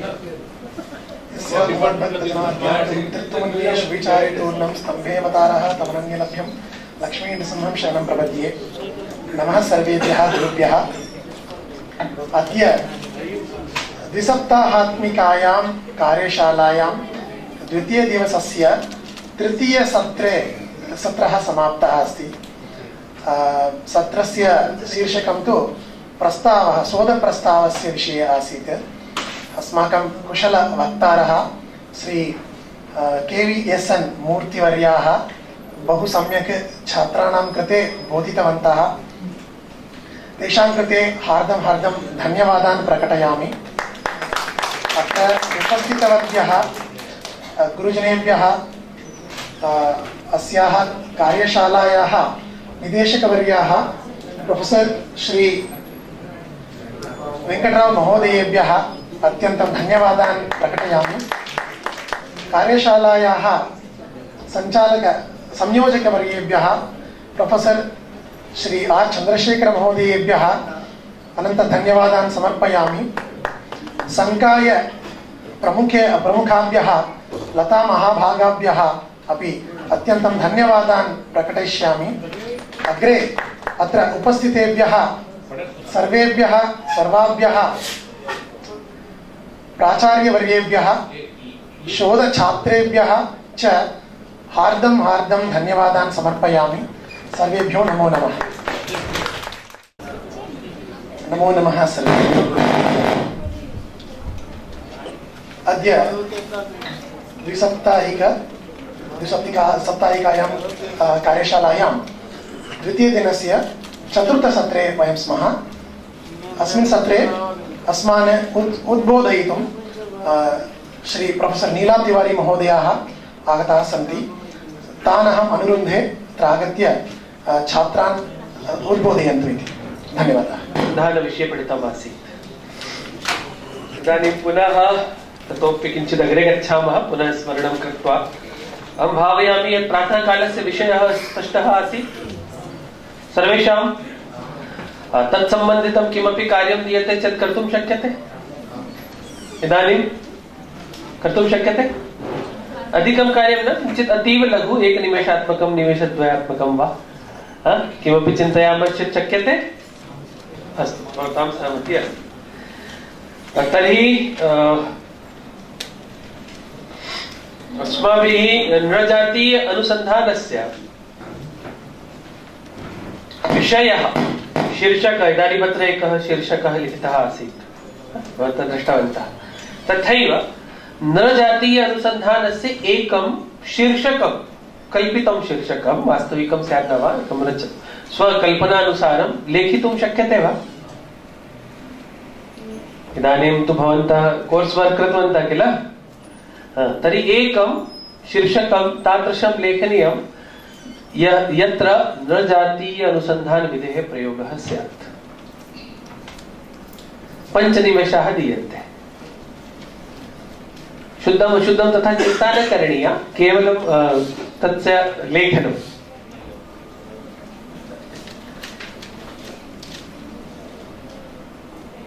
पाँच मिनट का समय है। केवल एक शीर्षक ऐसा सोचिए जिसमें नृजातीय अनुसंधान का प्रयोग हो सकता है। उस शीर्षक में क्या होगा? किसी समूह का अध्ययन आप कर रहे होंगे, ठीक है ना? बस यही ध्यान होगा। और किसी न किसी उस समूह का अध्ययन किसी चर के परिप्रेक्ष्य में कर रहे होंगे। तो आपको कोई चर सोचना है, कोई समूह सोचना है और उसका नृजातीय अध्ययन से संबंधित एक शीर्षक बनाना। छोटा सा काम है, 2 चीजें सोचना, कल्पना करना है। वो पॉसिबल है नहीं है वो तो बात का विषय। फिर हम पूछेंगे भी आपसे, कोई भी जिसका तैयार हो जाए सुना सकता है या सब सुना सकते हैं। संस्कृत तो बनाई ज्यादा अच्छा है, इंग्लिश में भी चलेगा, जिसमें आप कंफर्टेबल हो। सबको बनाना है।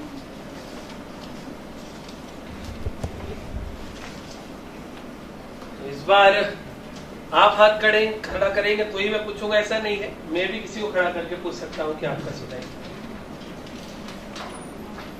5 मिनट का समय है केवल।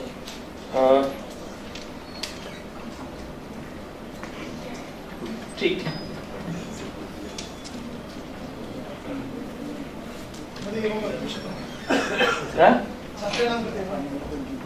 पूर्वं तेषां कृते अन्ते शोधछात्राणां प्राप्तव्येन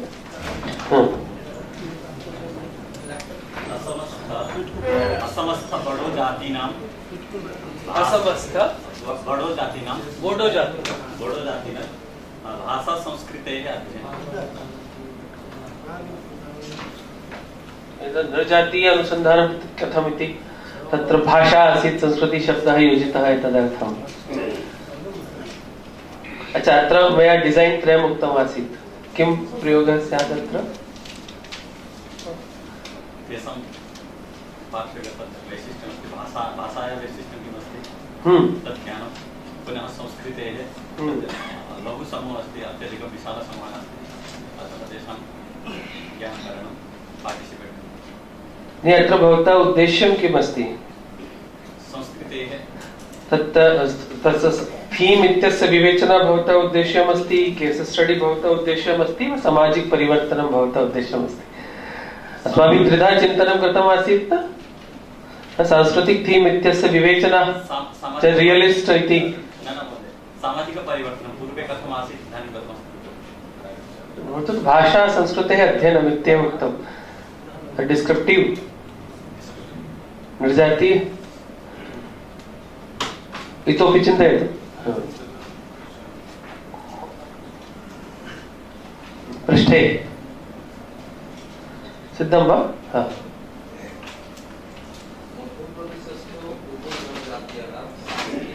किञ्चित् उच्चैः वदति चेत् सम्यक्।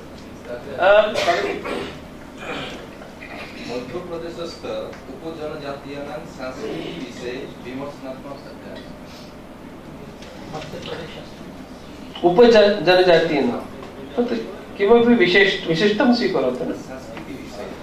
उपजनजाति इत्युक्ते किम्? किमपि तत्र कोर्कु भील् किं गोण्ड् किम् इति विशिष्टं स्वीकरणीयम्।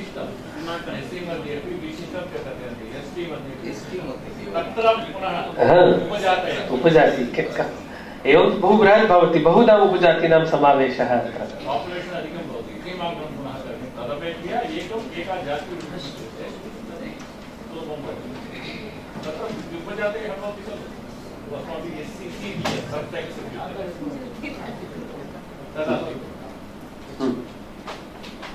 इतोपि कस्य सिद्धम् अत्र?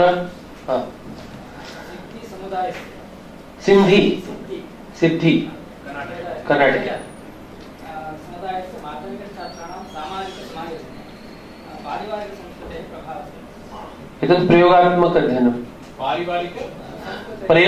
प्रभावस्य अध्ययनं करोति न।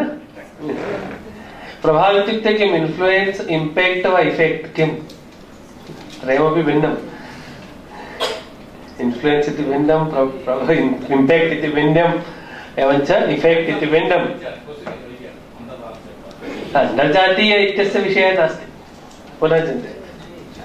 नरजातीय अनुसन्धान सम्बद्धः विषयः स्यात्।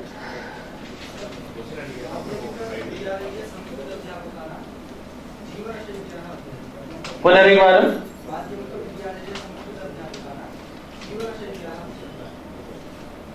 एतत्तु सर्वे माध्यमेन अपि शक्यते, सामान्य सर्वेक्षणम् अत्र।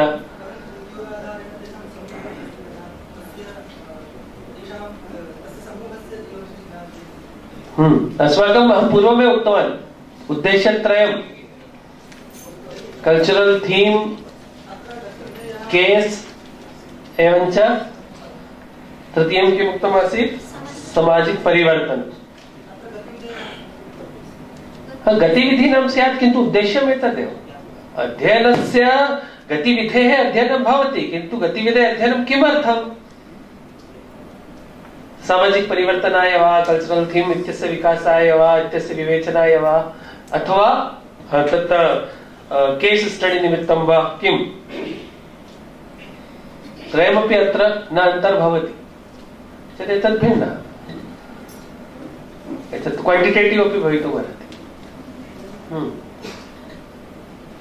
उत्तरभारतीयानाम् एवं दक्षिणभारतीयानां संस्कृतिविषये तुलना न न न न एवं तत् नास्ति। एवं नास्ति।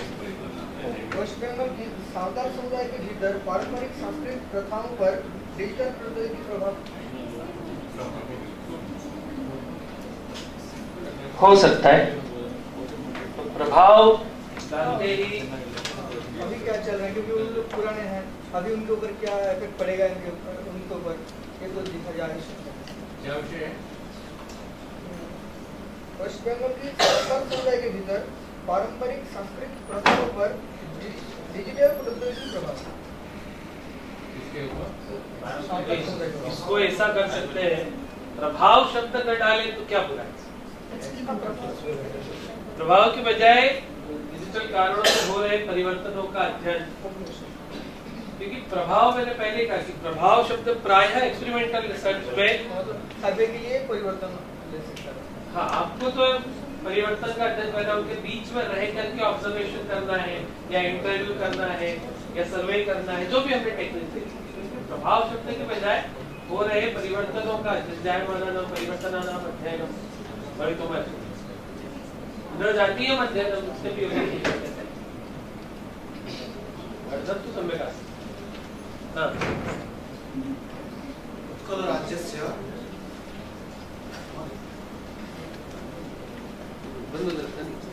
अग्रे आगच्छतु, सर्वे शृणुमः। उत्कलराज्यस्य मुण्डा जनजातेः सामाजिकजीवनस्य मुंडा जनजाते हैं। अस्तु, भवन्तः इदानीं समूहचयनं तु ज्ञातवन्तः।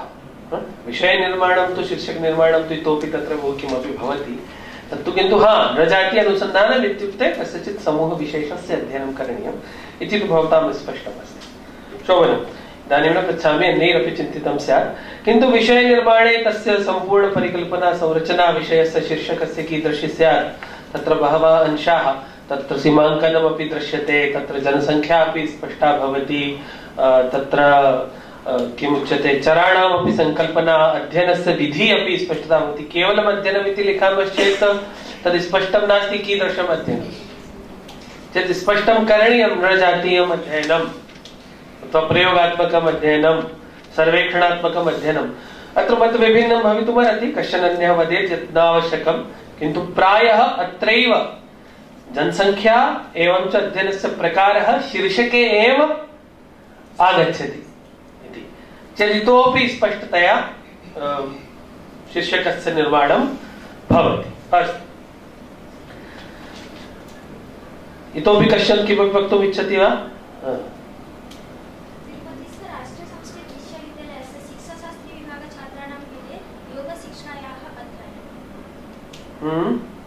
ये नृजातीय कैसे हुआ?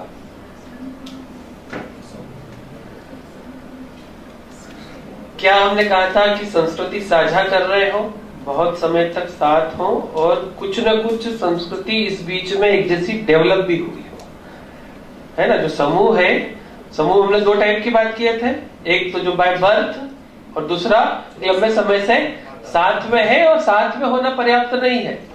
साथ में होने के कारण कुछ न कुछ क्या विकसित हुआ हो, कोई उनका एक कल्चर या कोई ऐसी आदतें या अभ्यास जो समान हो, ऐसा डेवलप हुआ हो उनका, जिसके कारण उसकी एक पहचान बन रही हो। वो कोई अच्छी बात भी हो सकती है, कोई बुरी बात भी हो सकती है। किसी विद्यालय या संस्था के लोग खूब सारे हथियारों का उपयोग करने लग गए हो, कि हाई स्कूल, स्पेशल स्कूल के बच्चे हैं, किसी स्कूल विशेष के, उनके पास हाई स्कूल के बच्चों के पास हथियार मिलने लग गए, गोली चलाने लग गए या कुछ भी, तो वो भी है कि क्या ऐसा है कि जिसके कारण वहां के बच्चे हिंसा की ओर प्रवृत्त हो रहे हैं, तो उसमें भी हो सकता है। लेकिन आप जो कह रहे हो ये तो एक सामान्य विषय है, ये नृजाति का नहीं। फिर से इसको थोड़ा सा मॉडिफाई करके फिर से सुना।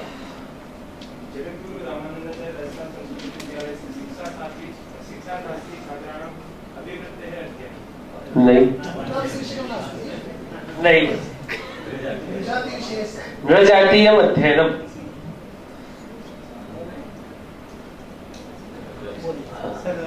नृजाति अध्ययनम् अनुसंधान में हम प्रयोगात्मक, सर्वेक्षणात्मक कोई भी हम कर सकते हैं। नहीं, प्रयोगात्मक की बात नहीं किया सर। जैसे कि विषय के बारे में आप एक विषय, हाँ, मैं एक विषय बताता हूँ सर। जैसे कि पश्चिम बंगाल में भोटी में एक मथुआ संप्रदाय एक जाति है, उस जाति का प्रभाव ज्यादा है।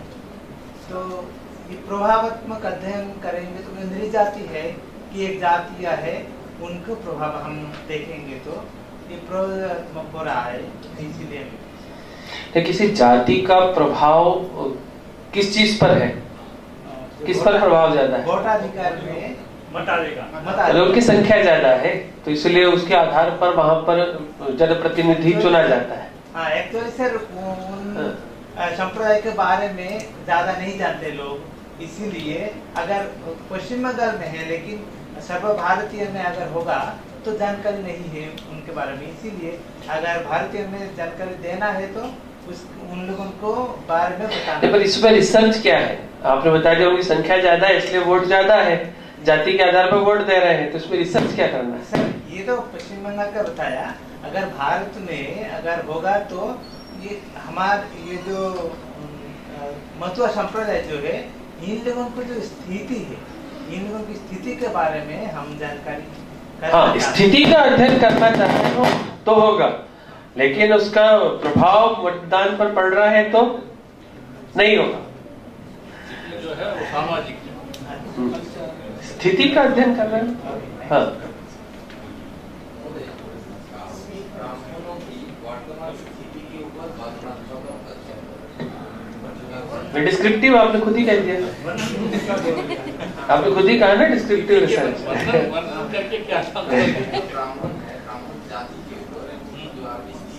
हाँ, आधार भले आपका सैंपल है, आपकी पॉपुलेशन है वो, लेकिन वो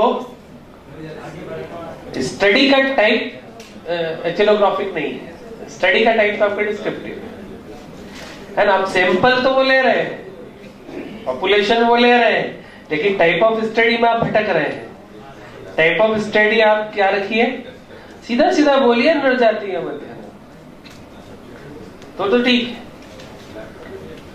जैसे आप वर्णनात्मक अध्ययन बोल रहे हैं, जैसे प्रयोगात्मक अध्ययन बोल रहे हैं, जैसे आप सर्वेक्षणात्मक अध्ययन बोलते हैं, ऐतिहासिक अध्ययन बोलते हैं, दार्शनिक अध्ययन बोलते हैं, वैसे ही नृजातीय अध्ययन बोलिए। इधर से कोई था? ठीक है। हाँ, बहुत सारे वो है जनजातियां हैं जो अपनी भाषा को संविधान में इंक्लूड कराना चाहते हैं, और उसमें समस्या है। उस समस्या के लिए अगर सरकार बोलती है अनुसंधान करो जाके भाषा संस्कृति के विषय में, तो उसमें नृजातीय अनुसंधान हो सकता है या एक्सपेरिमेंट हो सकता है? नृजातीय होगा। एक्सपेरिमेंट करने के लिए तो आपको क्या कहते हैं इंडिपेंडेंट वेरिएबल और उसमें मैनिपुलेशन करना पड़ेगा ना। आप उनकी जाति और भाषा में क्या मैनिपुलेशन करोगे?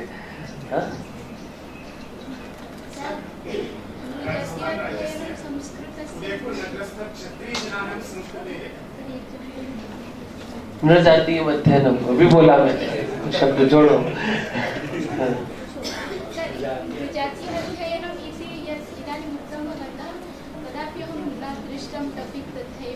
तो तभी तो कम होता है ना, सिलेबस में भी नहीं रहता। हाँ, इसीलिए तो किस लेवल पे आगे पढ़ाया जा रहा है। लेकिन जब किसी जाति का, समूह का, संस्कृति का एक लंबे समय तक अच्छा अध्ययन करने के लिए ये महत्वपूर्ण होता है। एंथ्रोपोलॉजी वगैरह में इसका ज्यादा प्रयोग होता है। एजुकेशन फील्ड में हम ज्यादातर सर्वे, रिसर्च और एक्सपेरिमेंटल और हिस्टोरिकल इस टाइप की रिसर्च करते हैं, फिलोसॉफिकल। लेकिन एंथ्रोपोलॉजी है उस तरह के विषयों में ये ज्यादा, पिछले कुछ 10-15 वर्षों में, 20 वर्षों में इसका चलन बढ़ा है, ज्यादा होने लगा है। ठीक है, इसलिए पुरानी किताबों में या पुरानी उसमें देखोगे तो आपको बहुत कम मिलेगा या नहीं मिलेगा। ठीक है, हाँ, और कुछ? ठीक है, चलिए। तो और भी बहुत सारे विषय हैं जिस पे हमें चर्चा करना है। उसमें से एक प्रमुख विषय है, एक अगली विधि की ओर हम आगे बढ़ते हैं। सुबह जब मैंने बात की थी 2-3 चीजों की, तो उसमें हमने कहा था कि व्यक्तियों के समूह की साथ। अच्छा, प्रश्न है? बिल्कुल, सुबह मैंने कुछ उदाहरण भी दिए थे आपको, ध्यान में हो तो? किसी को ध्यान में है कि कब करना चाहिए इसका प्रयोग? जब मैंने कहा था तो 1-2 एग्जाम्पल दिए थे। जैसे हमने कहा था कि अभी मैंने कहा कि किसी विद्यालय में हिंसा का अधिक प्रयोग छात्र करने लगे हैं, तो वो विद्यालय में होने वाली हिंसा के आधार पर उसका एक अध्ययन करना, क्योंकि वो एक उसी विद्यालय के छात्र क्यों हिंसा कर रहे हैं, अन्य विद्यालय की क्यों नहीं कर रहे हैं। उसका यदि आप अध्ययन करना चाहेंगे तो वहां पर भी आप इथनोग्राफिक रिसर्च कर सकते हैं। और भी टाइप की कर सकते हैं, लेकिन इथनोग्राफिक भी कर सकते हैं। जैसे शिक्षक समुदाय के रूप में यदि विकसित हो रहा है, तो शिक्षकों की कम्युनिटी एक डेवलप हो जाती है। 20-20, 30-30 साल से एक साथ रह रहे हैं, पढ़ा रहे हैं, किसी यूनिवर्सिटी के हैं, किसी स्कूल के हैं या KVS के हैं, तो उनका एक अपना पैटर्न होता है, तो उसका भी आप अध्ययन कर सकते हैं।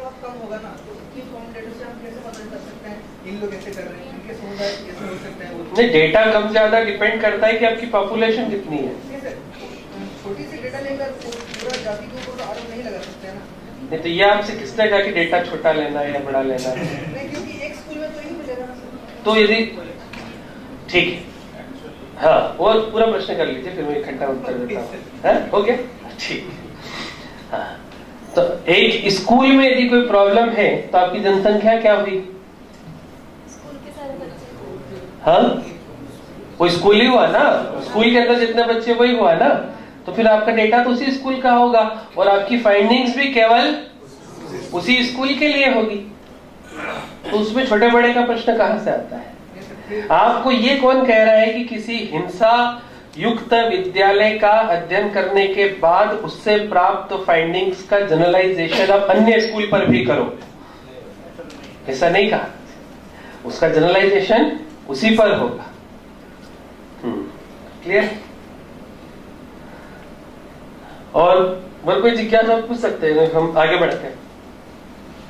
ठीक है, चलिए। तो मैंने कहा कि सुबह हमने बात की थी तो साझा संस्कृति वाले विषय में हमने ये नृजातीय अनुसंधान देखा था, और उसी के साथ एक और नाम मैंने लिया था कि एक विधि और क्वालिटेटिव रिसर्च में बहुत प्रयोग में आती है, जिसको हम कहते हैं ग्राउंडेड थ्योरी, आधारित सिद्धांत, आधारभूत सिद्धांत, या कुछ भी कह लीजिए। ग्राउंडेड थ्योरी चूंकि ये विकसित ही वहीं हुई है तो नाम भी वैसे ही है। ठीक है, ये भी एक क्वालिटेटिव रिसर्च का एक प्रमुख प्रकार है, प्रमुख वो है, क्या कहते हैं,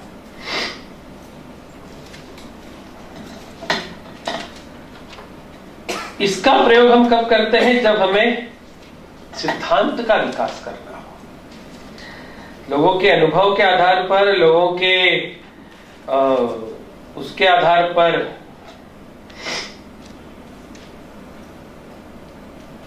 क्या कहते हैं, उनके अनुभवों के आधार पर, उनकी समझ के आधार पर हम यदि किसी सिद्धांत का विकास करना चाहते हैं तो ग्राउंडेड थ्योरी का प्रयोग करते हैं। इस नाम से स्पष्ट है इसके। ग्राउंड मतलब आधार, जमीन, भूमि, तो नीचे से जो चालू हो रही हो, जमीन से जो सिद्धांत खड़ा हो रहा हो।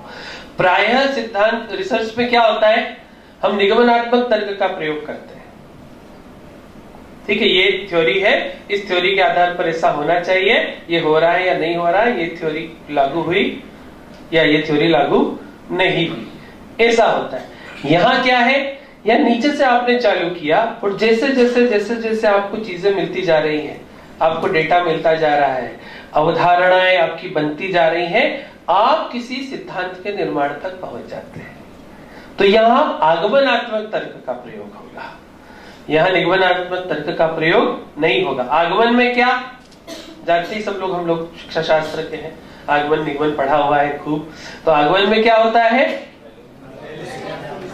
एग्जाम्पल से फिर हम स्वयं उसका सिद्धांत बनाते हैं, हम नियम का निर्धारण करते हैं। ऐसे ही आगमनात्मक तर्क विधि के आधार पर ही ग्राउंडेड थ्योरी में थ्योरी का कंस्ट्रक्शन, थ्योरी का एस्टेब्लिशमेंट या प्रतिपादन किया जाता है। ये किस लिए किया जाता है, तो कहते हैं कि ये व्यापक वैचारिक स्तर पर प्रक्रिया, क्रिया या अंतःक्रिया की व्याख्या करता है। कोई छोटे स्तर पर नहीं, किसी एक तो व्यापक स्तर होना चाहिए, ब्रॉड स्तर होना चाहिए, बड़ा स्तर होना चाहिए। उस बड़ा स्तर भी विचार का स्तर होना चाहिए, और विचार के बड़े स्तर पर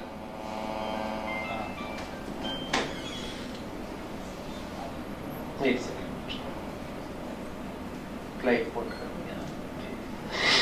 तो विचार के बड़े स्तर पर किसी प्रक्रिया, क्रिया या अंतःक्रिया की व्याख्या करता है।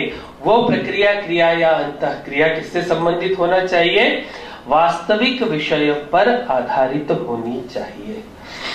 ठीक, सिंपल सी बात है कि वैसे मैंने कहा अभी कि ग्राउंडेड थ्योरी में क्या करना है, आपको सबसे पहले आधार से शुरू करना है। अर्थात जो भी चीजें आपको मिलती जा रही, जो भी डेटा आपको मिलता जा रहा है, आप डेटा इकट्ठा करते जा रहे हैं, उसकी स्टडी करते जा रहे हैं, और नए नए कॉन्सेप्ट आपके सामने आते जा रहे हैं। अब बहुत सारी चीजें आपके सामने आ रही हैं, उन चीजों को लेकर के आपको एक सिद्धांत का निर्माण करना है। अब वो जो चीजें आपके सामने आ रही है, वो कोई प्रक्रिया भी हो सकती है, इंटरेक्शन, अंतःक्रिया भी हो सकती है, कोई क्रिएशन, कोई क्रिया भी हो सकती है, कुछ भी हो सकता है।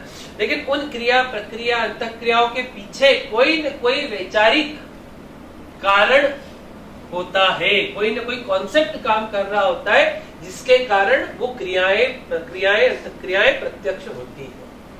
उनके प्रत्यक्ष होने, उनके हमारे सामने आने के पीछे के विचार को पकड़कर थ्योरी का निर्माण करने का काम जब अभी यदि हमें अनुसंधान में करना हो क्वालिटेटिव रिसर्च में, तब हम इस विधि का प्रयोग करते हैं जिसका नाम है ग्राउंडेड थ्योरी। स्पष्ट है?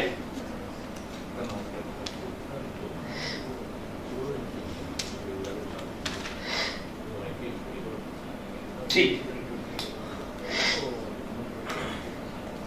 जब हम डेटा कलेक्ट करते हैं, जैसा मैंने कहा कि जैसे ही गुणात्मक डेटा इकट्ठा होता है, वैसे ही डेटा के इकट्ठे होने के साथ साथ ही सिद्धांत के निर्माण का काम भी चालू हो जाता है।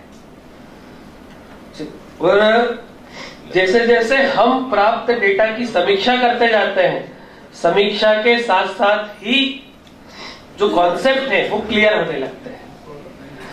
तो डेटा इकट्ठा होने से सिद्धांत का काम आरंभ, प्राप्त डेटा की समीक्षा करने पर कॉन्सेप्ट का क्लियरेंस होने लगता है, और फिर उसी क्या कहते हैं समीक्षा के साथ साथ ही जैसा मैंने कहा कि अवधारणा स्पष्ट होती है, उन्हीं अवधारणाओं से या उस अवधारणाओं से नहीं, उसी डेटा से अवधारणाएं उभर के सामने आती हैं, कॉन्सेप्ट निकल के सामने आते हैं। तो शोधकर्ता क्या करता है कि जब उसके सामने कुछ चीजें हो रही हैं जिसपे भी उसको काम करना है, जो भी चीजें हो रही है उनको वो नोट करता चलता है। एक्शन, मैंने कहा ना, क्रिया प्रक्रिया कुछ भी हो रहा हो उसको वो क्या करता है, नोट करने के साथ साथ उसकी कोडिंग करता है। कोडिंग कई टाइप की होती है, आगे देखेंगे।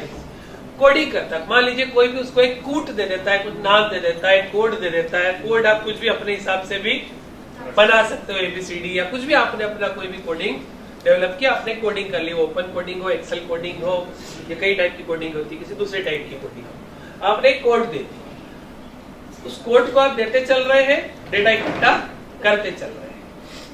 अब इकट्ठा करने के बाद जब बहुत सारे कोड हो जाते हैं, बहुत सारा डेटा हो जाता है, तो फिर आप क्या करते हो, उन कोड्स के आधार पे या डेटा के आधार पर उसी कैटेगरीज बना, एक जैसे कोड एक कैटेगरी में, तो आपके पास कई कैटेगरीज आती है। उन कैटेगरीज या श्रेणियों के आधार पर कॉन्सेप्ट की फ्रेमिंग होती है, और फिर उन कॉन्सेप्ट्स को मिला करके उनका सीक्वेंस निकाल करके आप किसी थ्योरी का कंस्ट्रक्शन करते हो।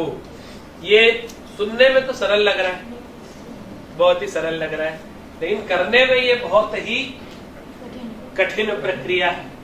सुनने में तो बड़ा आसान सी लग रहा है कि हाँ कुछ हुआ है, हमने कोडिंग कर ली, कोडिंग को एक जैसे कोड को एक जैसा कर लिया, उससे कुछ कॉन्सेप्ट निकल गए, कैटेगरीज बना ली, कैटेगरीज से कॉन्सेप्ट, कॉन्सेप्ट से थ्योरी, सीक्वेंस में अरेंज कर। लेकिन इतना आसान ये प्रक्रिया नहीं होती। तो ये जो प्रक्रिया है, अच्छा कब इसका प्रयोग करना चाहिए ये भी हम देख लेते हैं, ठीक है ना, कि कब हम ग्राउंडेड थ्योरी का यूज करें।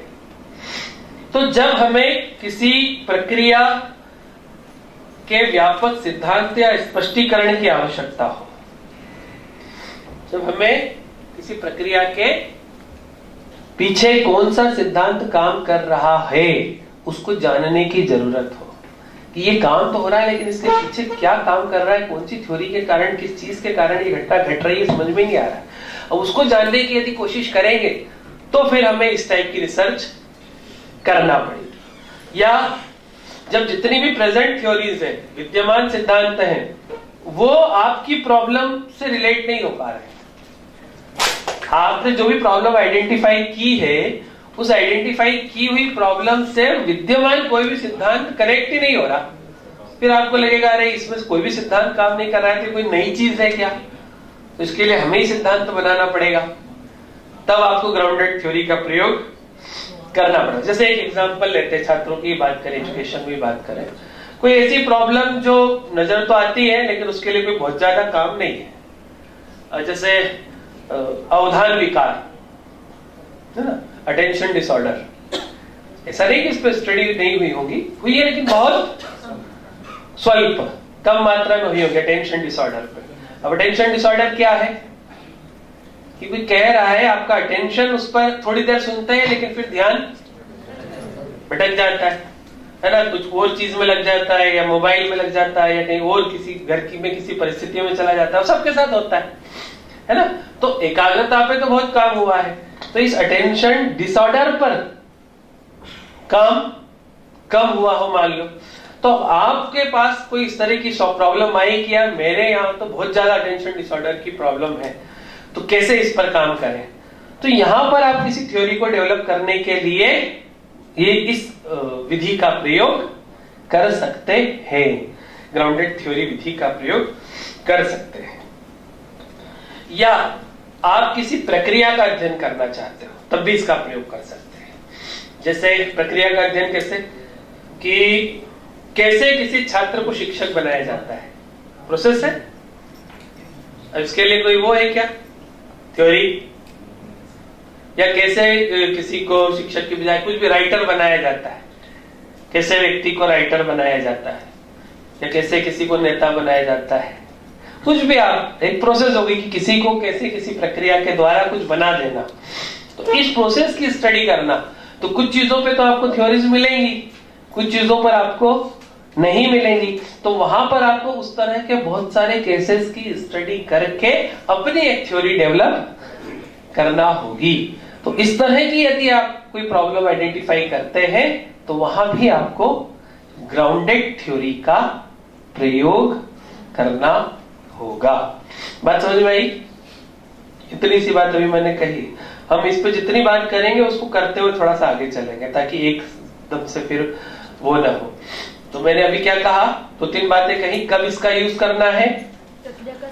हाँ, जब हमें किसी प्रक्रिया के पीछे कौन सा सिद्धांत काम कर रहा है नहीं पता और उसका स्पष्टीकरण करना चाह रहे हैं तो।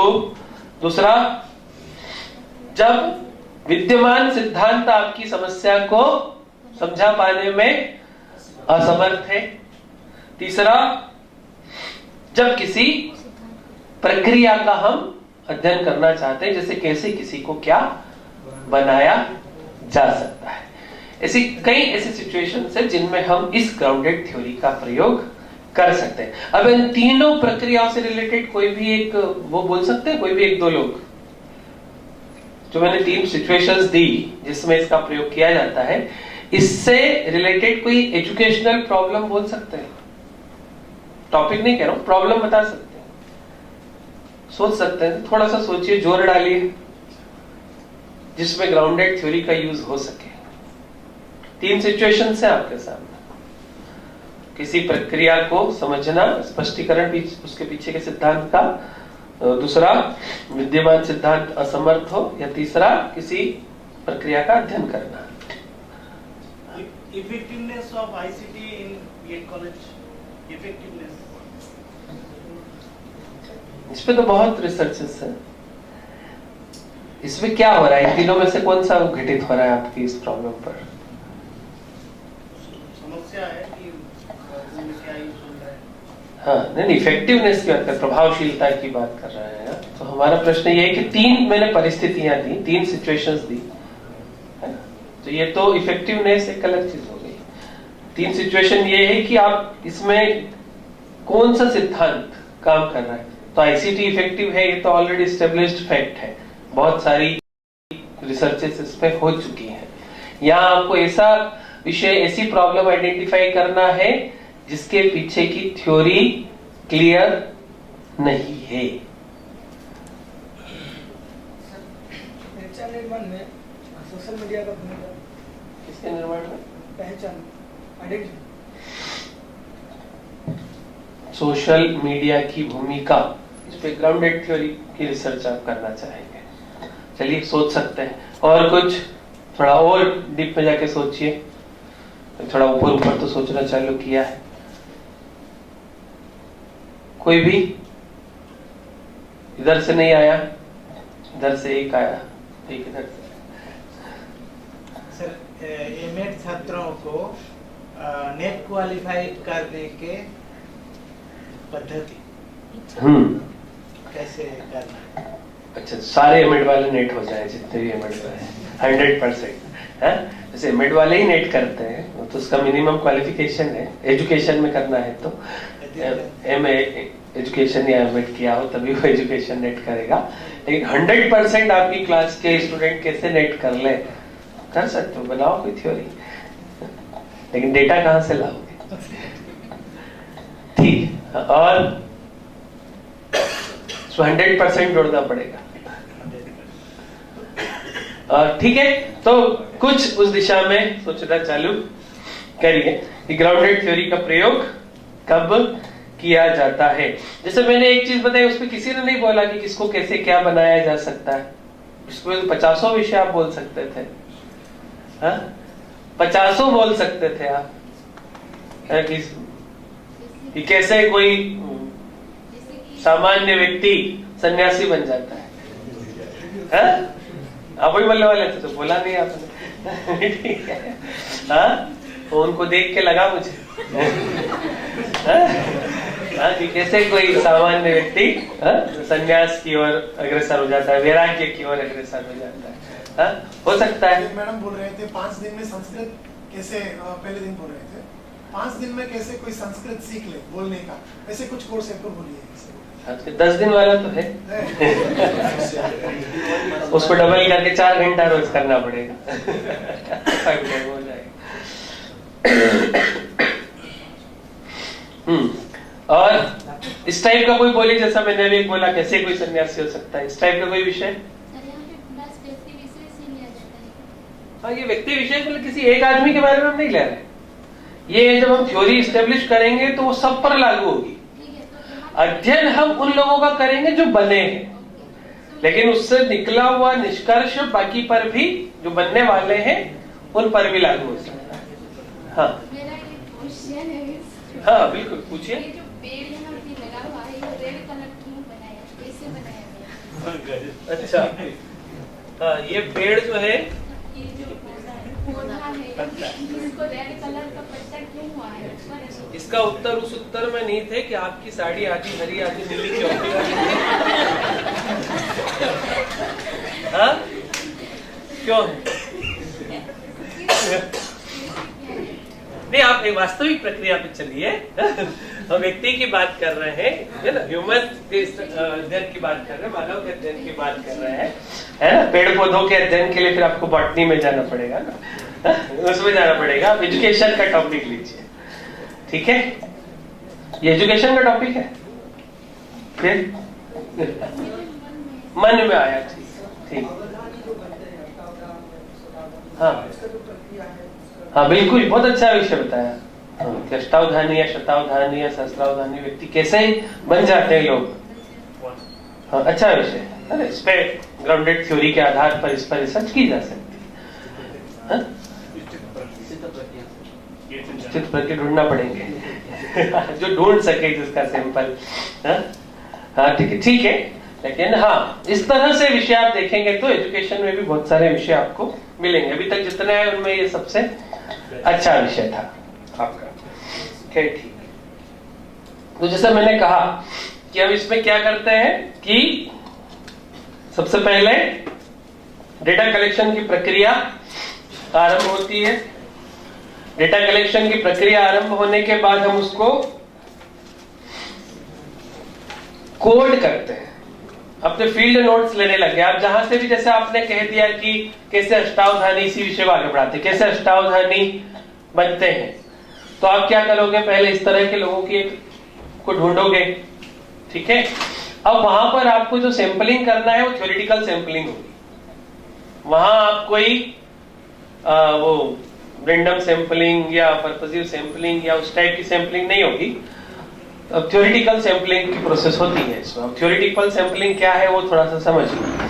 थ्योरेटिकल सैंपलिंग से मतलब है कि उससे रिलेटेड जो भी आपको चीजें मिल रही हैं, चाहे कोई डॉक्यूमेंट मिल रहा हो, चाहे कोई इमेजेस मिल रही हो, चाहे आप उनका इंटरव्यू लेकर के जो बातचीत कर रहे हो, जो उनके विचार आपको मिल रहे हो, चाहे वो लिखित रूप में हो चाहे मौखिक रूप में हो, शब्दात्मक रूप में हो, उन सब के आधार पर वही आपका सारा मटेरियल है, ठीक है। तो उस तरह की चीजों को इकट्ठा करके फिर आप आगे बढ़ोगे। तो जैसे जैसे आपको जो जो चीजें मिली, आपने उसकी ओपन कोडिंग चालू की। पहला फेज होता है ओपन कोडिंग। ओपन कोडिंग में क्या करते हैं आप, प्रत्येक पंक्ति या प्रत्येक वाक्य के पीछे कौन सी चीज काम कर रही है उसको कुछ कोड देते हैं। आपने एक वो लिखा, ओपन कोडिंग की बात कर रहे हैं, क्या कहेंगे इसको, ओपन कोडिंग आपने बात की, तो प्रत्येक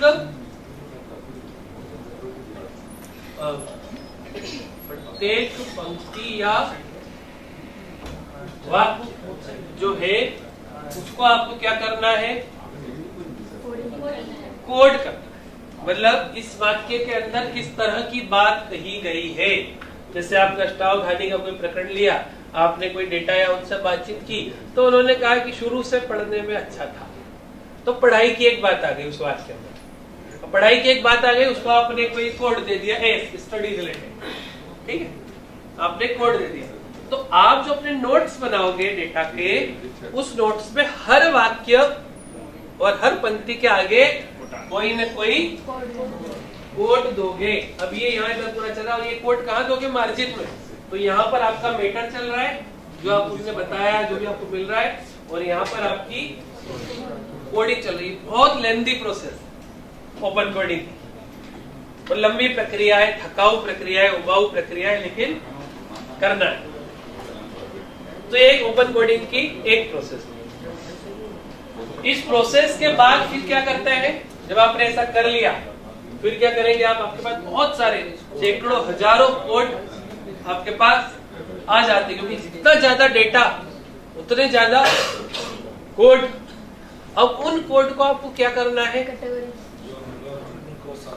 उनको एक जैसी श्रेणियों में जो कोड है उनका श्रेणीकरण करना है, ठीक है। स्टडी से रिलेटेड सारी चीजें आपने, लेकिन आपने तो स्टडी से रिलेटेड ऐसी कोड दिया होगा, तो कुछ हो सकता है स्टडी से रिलेटेड, कुछ आपका हो सकता है एग्जाम से रिलेटेड, कुछ हो सकता है उनको अच्छे गुरु मिल गए हो तो टीचर से रिलेटेड। तो सारे एकेडमिक जितने हो गए उनको आपने 3, 4, 5, 7, 8 कोड्स को मिला के जितने एकेडमिक एस्पेक्ट है उनको आपने एक एकेडमिक कैटेगरी ऐसी बनाई। कुछ बहुत सारी बातें हो सकती है जो किससे रिलेटेड हो सकती है, फैमिली से, पारिवारिक वातावरण हो सकता है, पिताजी का व्यवहार हो सकता है, घर की स्थिति हो सकती है, कुछ भी है। तो फैमिली से रिलेटेड जितने कोड आपको मिल गए उसको आपने क्या बना लिया, उसकी एक कैटेगरी बनाया, फैमिली की कैटेगरी बना ली, एकेडमिक की कैटेगरी बना ली। इससे आप क्या करेंगे, कोड्स की को कैटेगराइज। तो कैटेगरी ऐसा पहले ही करना पड़ता है? नहीं, पहले नहीं, ये आपको ये साथ में चलेगा। आपने जैसे ओपन कोडिंग करते जा रहे हैं, ये कहाँ तक चलेगी जब तक आप सिद्धांत नहीं बना लेते, जब तक आप सिद्धांत नहीं बना लेते, जब तक आपको डेटा और नया नया मिलता जा रहा है जो आपके पुराने कोड से मैच नहीं कर रहा है, तब तक ये प्रोसेस चलेगी। ये ऐसा नहीं है कि आपने कुछ डेटा से ही आप सिद्धांत एस्टेब्लिश कर दे। कोई भी सिद्धांत तब एस्टेब्लिश होता है जब उसका समग्र रूप से अध्ययन हो, उसमें कुछ भी छूटे ना। शोधकर्ता का तो यही उद्देश्य होना चाहिए कि इसमें कुछ भी न बचे, कुछ भी न छूटे, उस चीज को लेकर के काम करना। तो समझ में आई, इतनी बात समझ में आई, क्लियर है। आपने कैटेगराइज कर, अब जैसे आपने कैटेगराइज किया, आपको एक एकेडमिक एस्पेक्ट को लेकर के एक कॉन्सेप्ट मिल गया, श्रेणी मिल गई। फिर फैमिली को लेकर के आपको एक अवधारणा या कोई विचार आपके समक्ष आ गया। ये हो सकता है कि उनके फैमिली में इस तरह के लोग पहले से रहे हो, जिसके कारण उनको भी ये चीज सीखने में आसानी हुई। जैसे नेता के परिवार में नेता, डॉक्टर के परिवार में डॉक्टर, टीचर के परिवार में टीचर, तो फैमिली में उस तरह की चीज थी, तो ये आपने एक कॉन्सेप्ट वहां से निकाला।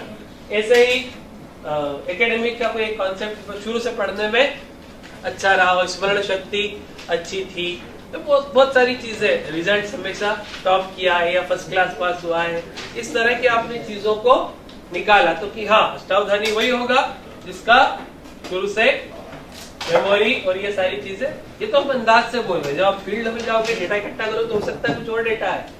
ये तो अभी हम एक क्या लगा रहे हैं, आपने विषय बोल दिया तो एक अंदाज लगाने लग गए, उस अंदाज के आधार पर हम बात करने लग गए, ठीक है ना। तो ये फिर ओपन कोडिंग के बाद एक नया पैटर्न बाद में आता है एक्सेल कोडिंग का। एक्सेल कोडिंग में वही चीज है कि बहुत सारे जो कोड होते हैं ओपन कोडिंग के बाद एक्सेल कोडिंग की जाती है, जो हमने कैटेगरी बना दी है वह कैटेगरी वाइज ही कोडिंग करते हैं, तो एक्सेल कोडिंग उसको नाम दिया है। और इसमें भी कई टाइप की डिजाइन्स ग्राउंडेड थ्योरी में प्रयोग में आती हैं, उन डिजाइन्स पे भी चर्चा करना है। इसकी 8 स्टेप्स हैं, 8 स्टेप्स की भी आपके साथ चर्चा करना है। बहुत सारी चीजें हैं जिसकी चर्चा मुझे आपसे करना है। तो सबसे पहले एक्सेल कोडिंग और डिजाइन्स। तो एक्सेल कोडिंग एक चीज हुई, एक्सेल कोडिंग के बाद जो तीसरी चीज है वो है कंस्ट्रक्टिव डिजाइन कोडिंग की बात है, कंस्ट्रक्टिव डिजाइन की बात है। तो कंस्ट्रक्टिव में क्या है, कंस्ट्रक्टिविज्म सुना ये सबने, ये बाद में विकसित हुआ है। कंस्ट्रक्टिविज्म सबने सुना है। संरचनावाद, रचनावाद क्या है, रचनावाद की थ्योरी, मूल सिद्धांत रचनावाद का क्या है। साइकोलॉजी में व्यवहारवाद तो सबने पढ़ा ही होगा, जैसे रचनावाद का कोई भी, हाँ, छात्र ज्ञान का निर्माण स्वयं करता है। ठीक, अब क्या है कि बाकी जब हम ओपन कोडिंग एक्सेल कोडिंग कर रहे हैं तो हमारा ज्यादा ध्यान किस पर है, फैक्ट पर है, तथ्य पर है। तथ्य पर हम ज्यादा ध्यान दे रहे हैं या क्रियाओं पर ज्यादा ध्यान दे रहे हैं कि किस तरह की क्रियाएं हो रही हैं। लेकिन उसके स्थान पर जब कंस्ट्रक्टिव कोडिंग हम करेंगे तो हम तथ्यों या फैक्ट्स के बजाय ज्यादा ध्यान यहां पर किस पे दिया जाता है, व्यक्ति के विचारों पर, व्यक्ति के मूल्यों पर, व्यक्ति के विश्वास पर, बिलीफ्स पर, व्यक्ति के इमोशंस पर, भावनाओं पर, व्यक्ति के एजम्पशंस पर। तो इन पर यदि हम ध्यान दे रहे हैं, तथ्य पर ध्यान देना ठीक है, अच्छी बात है, तथ्य पर तो देना ही है, लेकिन तथ्य पर ध्यान देने के साथ साथ किस तथ्य के पीछे कौन सा विश्वास काम कर रहा है, कौन सा मूल्य काम कर रहा है, कौन सा उसका पूर्वानुमान काम कर रहा है, कौन सी भावना काम कर रही है, ये भावनाओं को भी हम निकालने लगते हैं, तब क्या होता है, तब तीसरे प्रकार की कोडिंग होती है। और इस प्रकार की कोडिंग करने के लिए क्या करना होता है, यहां तक जब आप आ गए, आपने कैटेगरी भी बना ली, सब कर लिया, तो अगले स्टेप में आपको क्या करना है, आपको एक सीक्वेंस फाइनलाइज करना है, जिसके लिए आप कॉन्सेप्ट मैप का प्रयोग कर सकते हैं। कॉन्सेप्ट मैपिंग जानते हैं, कॉन्सेप्ट मैपिंग जानते हैं ना सभी लोग, संप्रत्यात्मक मानचित्रण। कुछ लोग हाँ कर रहे हैं, कुछ ना कर रहे हैं। आप लोग जानते हैं ना, पीछे अभी हाँ किया ना आप लोगों ने, हाँ ठीक है। कॉन्सेप्ट मैप, कॉन्सेप्ट मैप एक प्रकार का मैप है, मानचित्रण है। बहुत सारे ऐप भी आ गए हैं उसको बनाने के लिए। क्या होता है, किसी कॉन्सेप्ट को समझने के लिए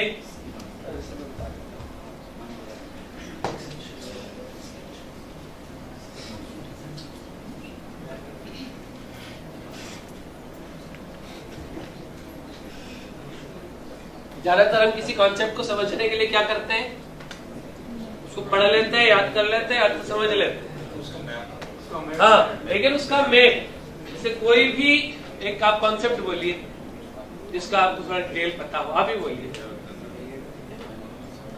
कोई भी एक,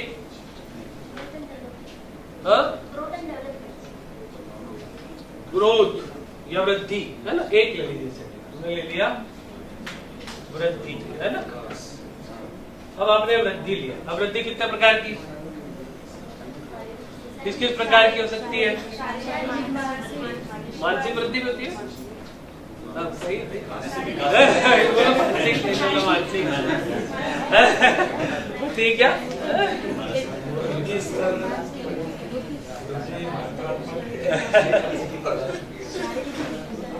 बताइए, चलिए, है ना। आपकी वृद्धि मान लीजिए आपके एक शरीर से संबंधित एक वृद्धि आपकी, है ना। एक आपके मान लीजिए आपकी पैसा बढ़ता जा रहा है।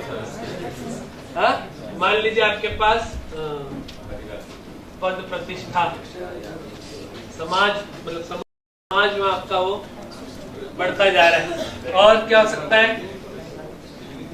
हाँ? आप क्या कह रहे हैं?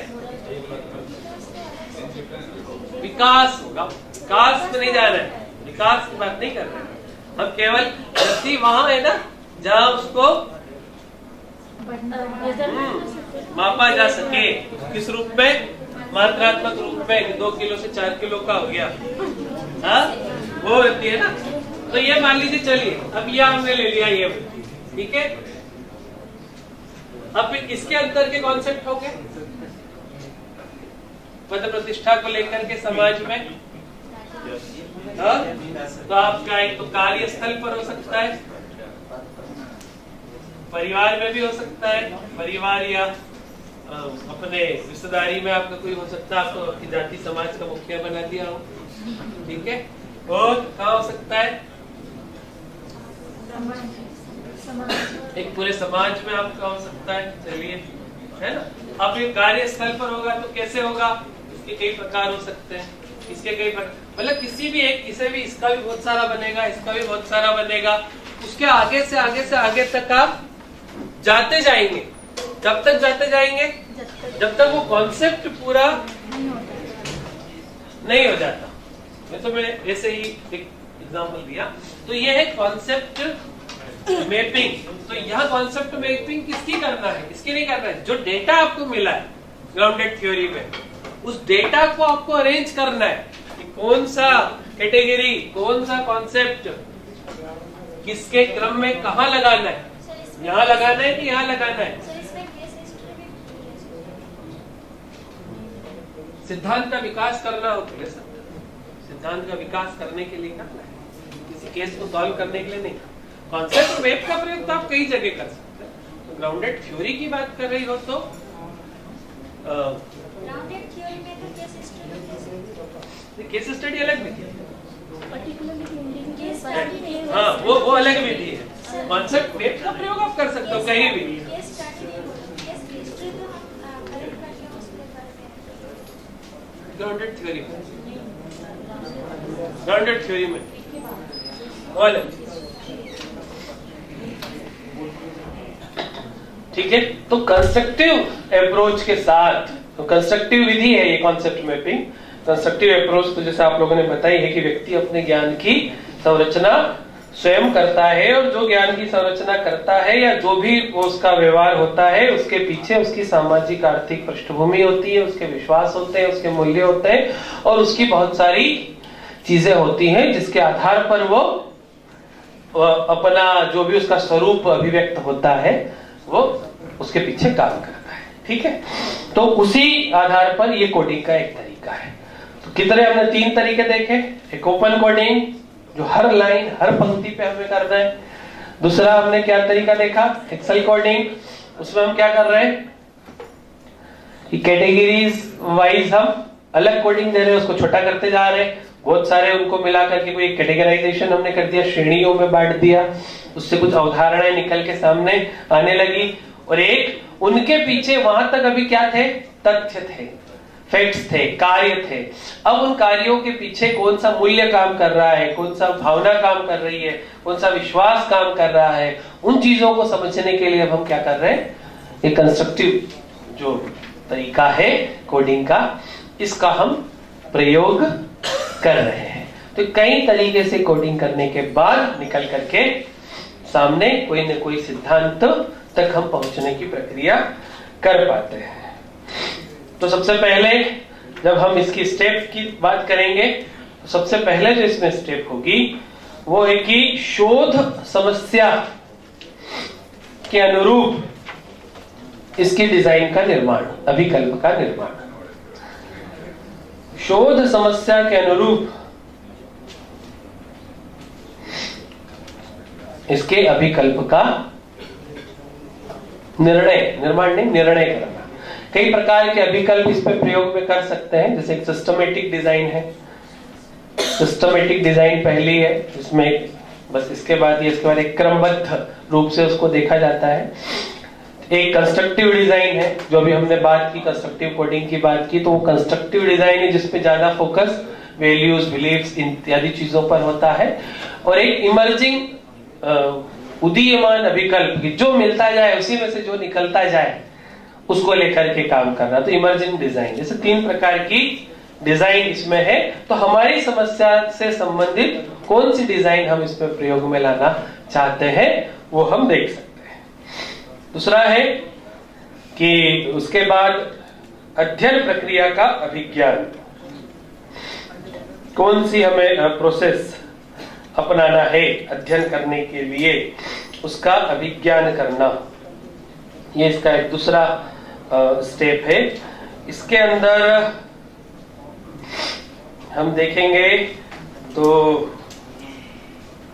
Identify a process how to study, किस प्रक्रिया से हमें आगे बढ़ना है। तो this process should naturally follow from the research problem and questions that you seek to answer. हाँ, क्या ग्राउंडेड थ्योरी। सो 3 डिजाइन है। पहली स्टेप में आप कौन सी डिजाइन यूज करेंगे, उसमें बताया मैंने सिस्टमेटिक डिजाइन, 8 प्रकार के स्टेप, 8 स्टेप डिजाइन है, 8 स्टेप, 3 डिजाइन। उन 3 डिजाइन में से पहली स्टेप में हम कौन सी डिजाइन लेंगे वो है, ठीक है।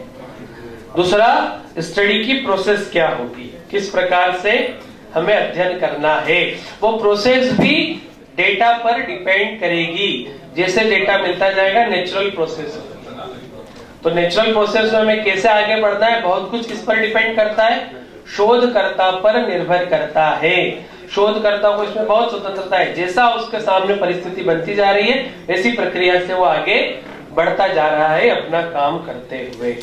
तीसरा है स्वीकृति और पहुंच की जहां तक बात है कि हम अपने उस तक पहुंच जाए। स्वीकृति तो अपनी संबद्ध संस्था की स्वीकृति है, और पहुंच एक्सेस उनका जिस पर हम रिसर्च कर रहे हैं, ठीक है। तो चूंकि थ्योरी कंस्ट्रक्शन है तो इसलिए हमारी पहुंच वहां तक बने, वो एक बात है। चौथी स्टेप इसकी है सैद्धांतिक न्याय दर्शन, मैंने कहा था थ्योरेटिकल सैंपलिंग। हाँ, धीरे धीरे 2 तो हो गया क्लियर, पहली स्टेप हो गई। दूसरी अध्ययन प्रक्रिया, तीसरी स्वीकृति और पहुंच, approval and access, approval and access अंग्रेजी में आपको लिखना हो तो कह सकते हो इसको स्वीकृति अभिगमश्च एक्सेस। चौथी सैद्धांतिक न्यायदर्शनम,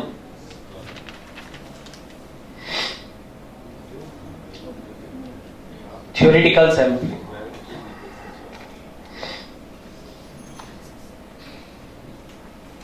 इसमें मैंने कहा था कि यहां जो न्यायदर्शन होता है वह इंटेंशनल होता है। इंटेंशनल होता है इसका मतलब कि आपको कोई ऐसा व्यक्ति या उस तरह से न्यायदर्शन नहीं करना है। हमें पता है कि हम अष्टावधानी पे काम करें तो अष्टावधानी वाले लोग तो नहीं रहे हैं, लेकिन उससे जुड़ी हुई सारी चीजें भी हम अपने सैंपल में लेंगे। इसीलिए हमने कहा कि थ्योरेटिकल होगा, क्योंकि उससे जुड़ी हुई थ्योरी की चीजें लेंगे, हम उससे जुड़े हुए पाठ्य वस्तुएं लेंगे, उसका रिकॉर्ड लेंगे, उससे साक्षात्कार करके उसके विचार लेंगे, और उससे रिलेटेड इमेजेस ले सकते हैं, वीडियोस ले सकते हैं, पुरानी भी ले सकते हैं, नई भी ले सकते हैं, बहुत सारी चीजें हम उससे रिलेटेड ले सकते हैं, और उनका एनालिसिस हम यहाँ पर करते हैं। तो इसलिए थ्योरेटिकल सैंपलिंग होता है। फिर उसके बाद जब सैंपलिंग हुई, डेटा हमारे सामने आना चालू हुआ, सैंपल के बाद डेटा इकट्ठा कर रहे हैं, फिर उस डेटा का हम कोडिंग, अगली स्टेप होती है कोड द डेटा, दत्तांशों को कूट प्रदान करना।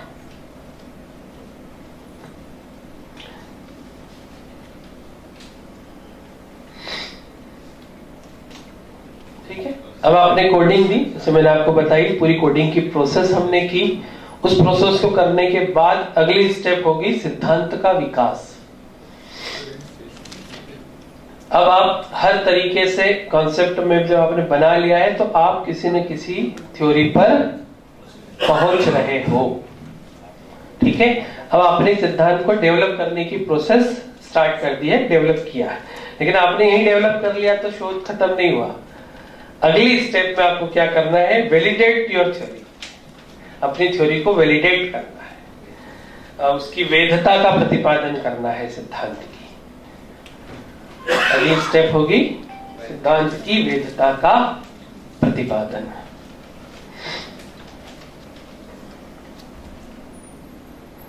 ये वैधता का प्रतिपादन कैसे करेंगे?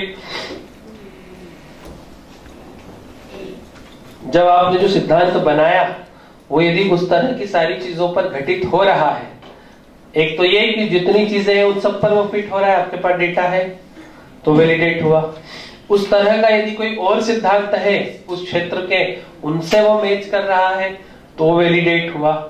या उस सिद्धांत के आधार पर आपने भविष्य में कोई एक्सपेरिमेंट किया तो वैलिडेट हुआ। तो कई तरीके से आप उसको वैलिडेट कर सकते हैं। भविष्य का एक्सपेरिमेंट तो अगली रिसर्च हो जाएगी, लेकिन अन्य जो दो प्रकार है उससे आप सिद्धांत को वैलिडेट कर सकते हैं। और फिर आखिरी होता है रिसर्च रिपोर्ट राइटिंग वाला प्रतिवेदन लेखन, उसका लेखन का प्रकार। तो इसे 8 स्टेप्स में आप ग्राउंडेड थ्योरी का कार्य कर सकते हैं। ये मैंने ग्राउंडेड थ्योरी के बारे में बहुत संक्षेप में, बहुत सारी और भी चीजें हैं लेकिन बहुत संक्षेप में बताने का प्रयत्न किया है। किसी की कोई इसमें जिज्ञासा है, जितनी बात हमने की तो हम आगे जिज्ञासा पर बात कर सकते हैं। इसमें एक थियरी के ऊपर हम कोडिंग करके सिद्धांत तैयार कर लेते हैं, और अगर उसके ऊपर हम रिसर्च अगर नहीं करते, उसके ऊपर टेस्टिंग नहीं करते तो वो कैसे वैलिड होगा? हमने क्या कहा कि तीसरे ऑप्शन बोले उसके ऊपर अगर किसी एक्सपेरिमेंट करके, अगर एक्सपेरिमेंट किए बिना भी उसका वैलिडेट हो सकता है। अभी तक जितना आपके पास डेटा उपलब्ध है उन सब पर यदि वो थ्योरी लागू हो रही है, प्रेजेंट डेटा पर, या उस टाइम आपके रिसर्च से बाहर भी यदि उस तरह के लोग हैं और वहां पर भी वो थ्योरी लागू हो रही है तो वो वैलिडेट है। तो आप उस तरह से ऐसी थ्योरी पहले है तो नहीं, थ्योरी नहीं, थ्योरी नहीं कह रहा हूँ, डेटा की बात कर रहा हूँ। जैसे अष्टावधानी की बात की तो इस प्रक्रिया से अष्टावधानी बनते हैं। आपने डेटा करके जो सिद्धांत बनाया, अब आपने 20 अष्टावधानियों का आपने लिया, लेकिन उन 20 पर वो आपने जो सिद्धांत बनाया वो लागू हो रहा है, और 20 के अलावा आपने और 4, 5, 10 और देखे, उन पर भी वो लागू हो रहा है। तो आपकी थ्योरी का एक प्राइमरी वैलिडेशन वहां पर हो जाता है। फ्यूचर में और ज्यादा करने के लिए फिर आप उस पर एक्सपेरिमेंट भी करिए, उसको और आगे बढ़ाइए, किसी और के रिसर्च के लिए भी काम होगा। और रिसर्च तो ऐसी चीज है जो एक ही टॉपिक लेकर के व्यक्ति पूरे जीवन पर्यंत रिसर्च करता रहता है ना। कई लोग तो उसी विषय पर रिसर्च करते हैं, उनके शोध छात्र भी उसी विषय पर करते हैं, उनके भी शोध छात्र उसी विषय को आगे बढ़ाते हैं, तब जाकर के कोई थ्योरी पूरे दुनिया के सामने आती है। आप चाहे फ्राइड हो तो फिर उसका शिष्य हो, एडलर हो, जुंग हो, वो सब क्रमबद्ध उन्हीं चीजों को उन्होंने आगे बढ़ाया है और सब एक दूसरे के गुरु शिष्य थे। तो ये चीज ऐसे आगे बढ़ता है प्रोसेस। तो ये कोई 1 साल, 2 साल, 4 साल की प्रक्रिया नहीं। एक अष्टावधानी, कई लोग अष्टावधानी लोग हैं, उनसे हम बात करके वो एक थियरी बना रहे हैं, एक ग्राउंड से क्रिएट कर रहे हैं। तो ये हमारा थियरी हो गया है या अष्टावधानियों का पहले ही बना हुआ उनका थियरी हो गया? ये बना हुआ थ्योरी है तो फिर वो होना चाहिए, पहले से प्रतिपादित कहीं पर था क्या? हमने पहले ही कहा कि आप विद्यमान प्रक्रिया को समझने के लिए कोई थ्योरी न होने पर ही रिसर्च करना है। यदि उनकी बनी हुई थ्योरी है तो फिर आप इस विषय पर रिसर्च नहीं करेंगे। तो विद्यमान प्रक्रिया के लिए थ्योरी नहीं है तभी आपको इस विषय का चयन करना है। स्पष्ट है? और कुछ कोई जिज्ञासा? सुबह से 9:30 बजे से आप लोग धन्य हैं, सुन रहे हैं। ठीक है, तो चलिए, धन्यवाद आप सभी को। कल फिर चर्चा करेंगे।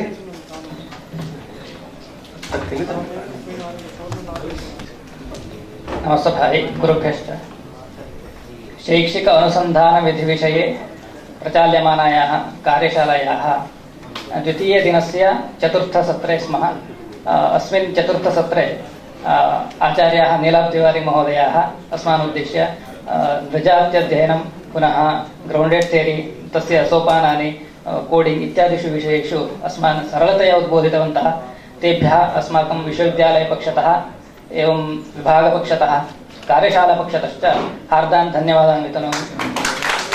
एवमेव उपस्थितेभ्यः कार्यशालायाः निदेशकेभ्यः संयोजकेभ्यः उपसंयोजकेभ्यः उपस्थितेभ्यः अध्यापकेभ्यः छात्रेभ्यः सर्वेभ्यः अपि हार्दाः धन्यवादाः। एवमेव अनेन अद्यतनसत्राणि समाप्यन्ते। श्वः प्रातः सार्धनववादने श्वस्तनसत्राणि आरप्स्यन्ते। सार्धनववादने वयं सर्वे अपि अत्र भवेम। धन्यवादः।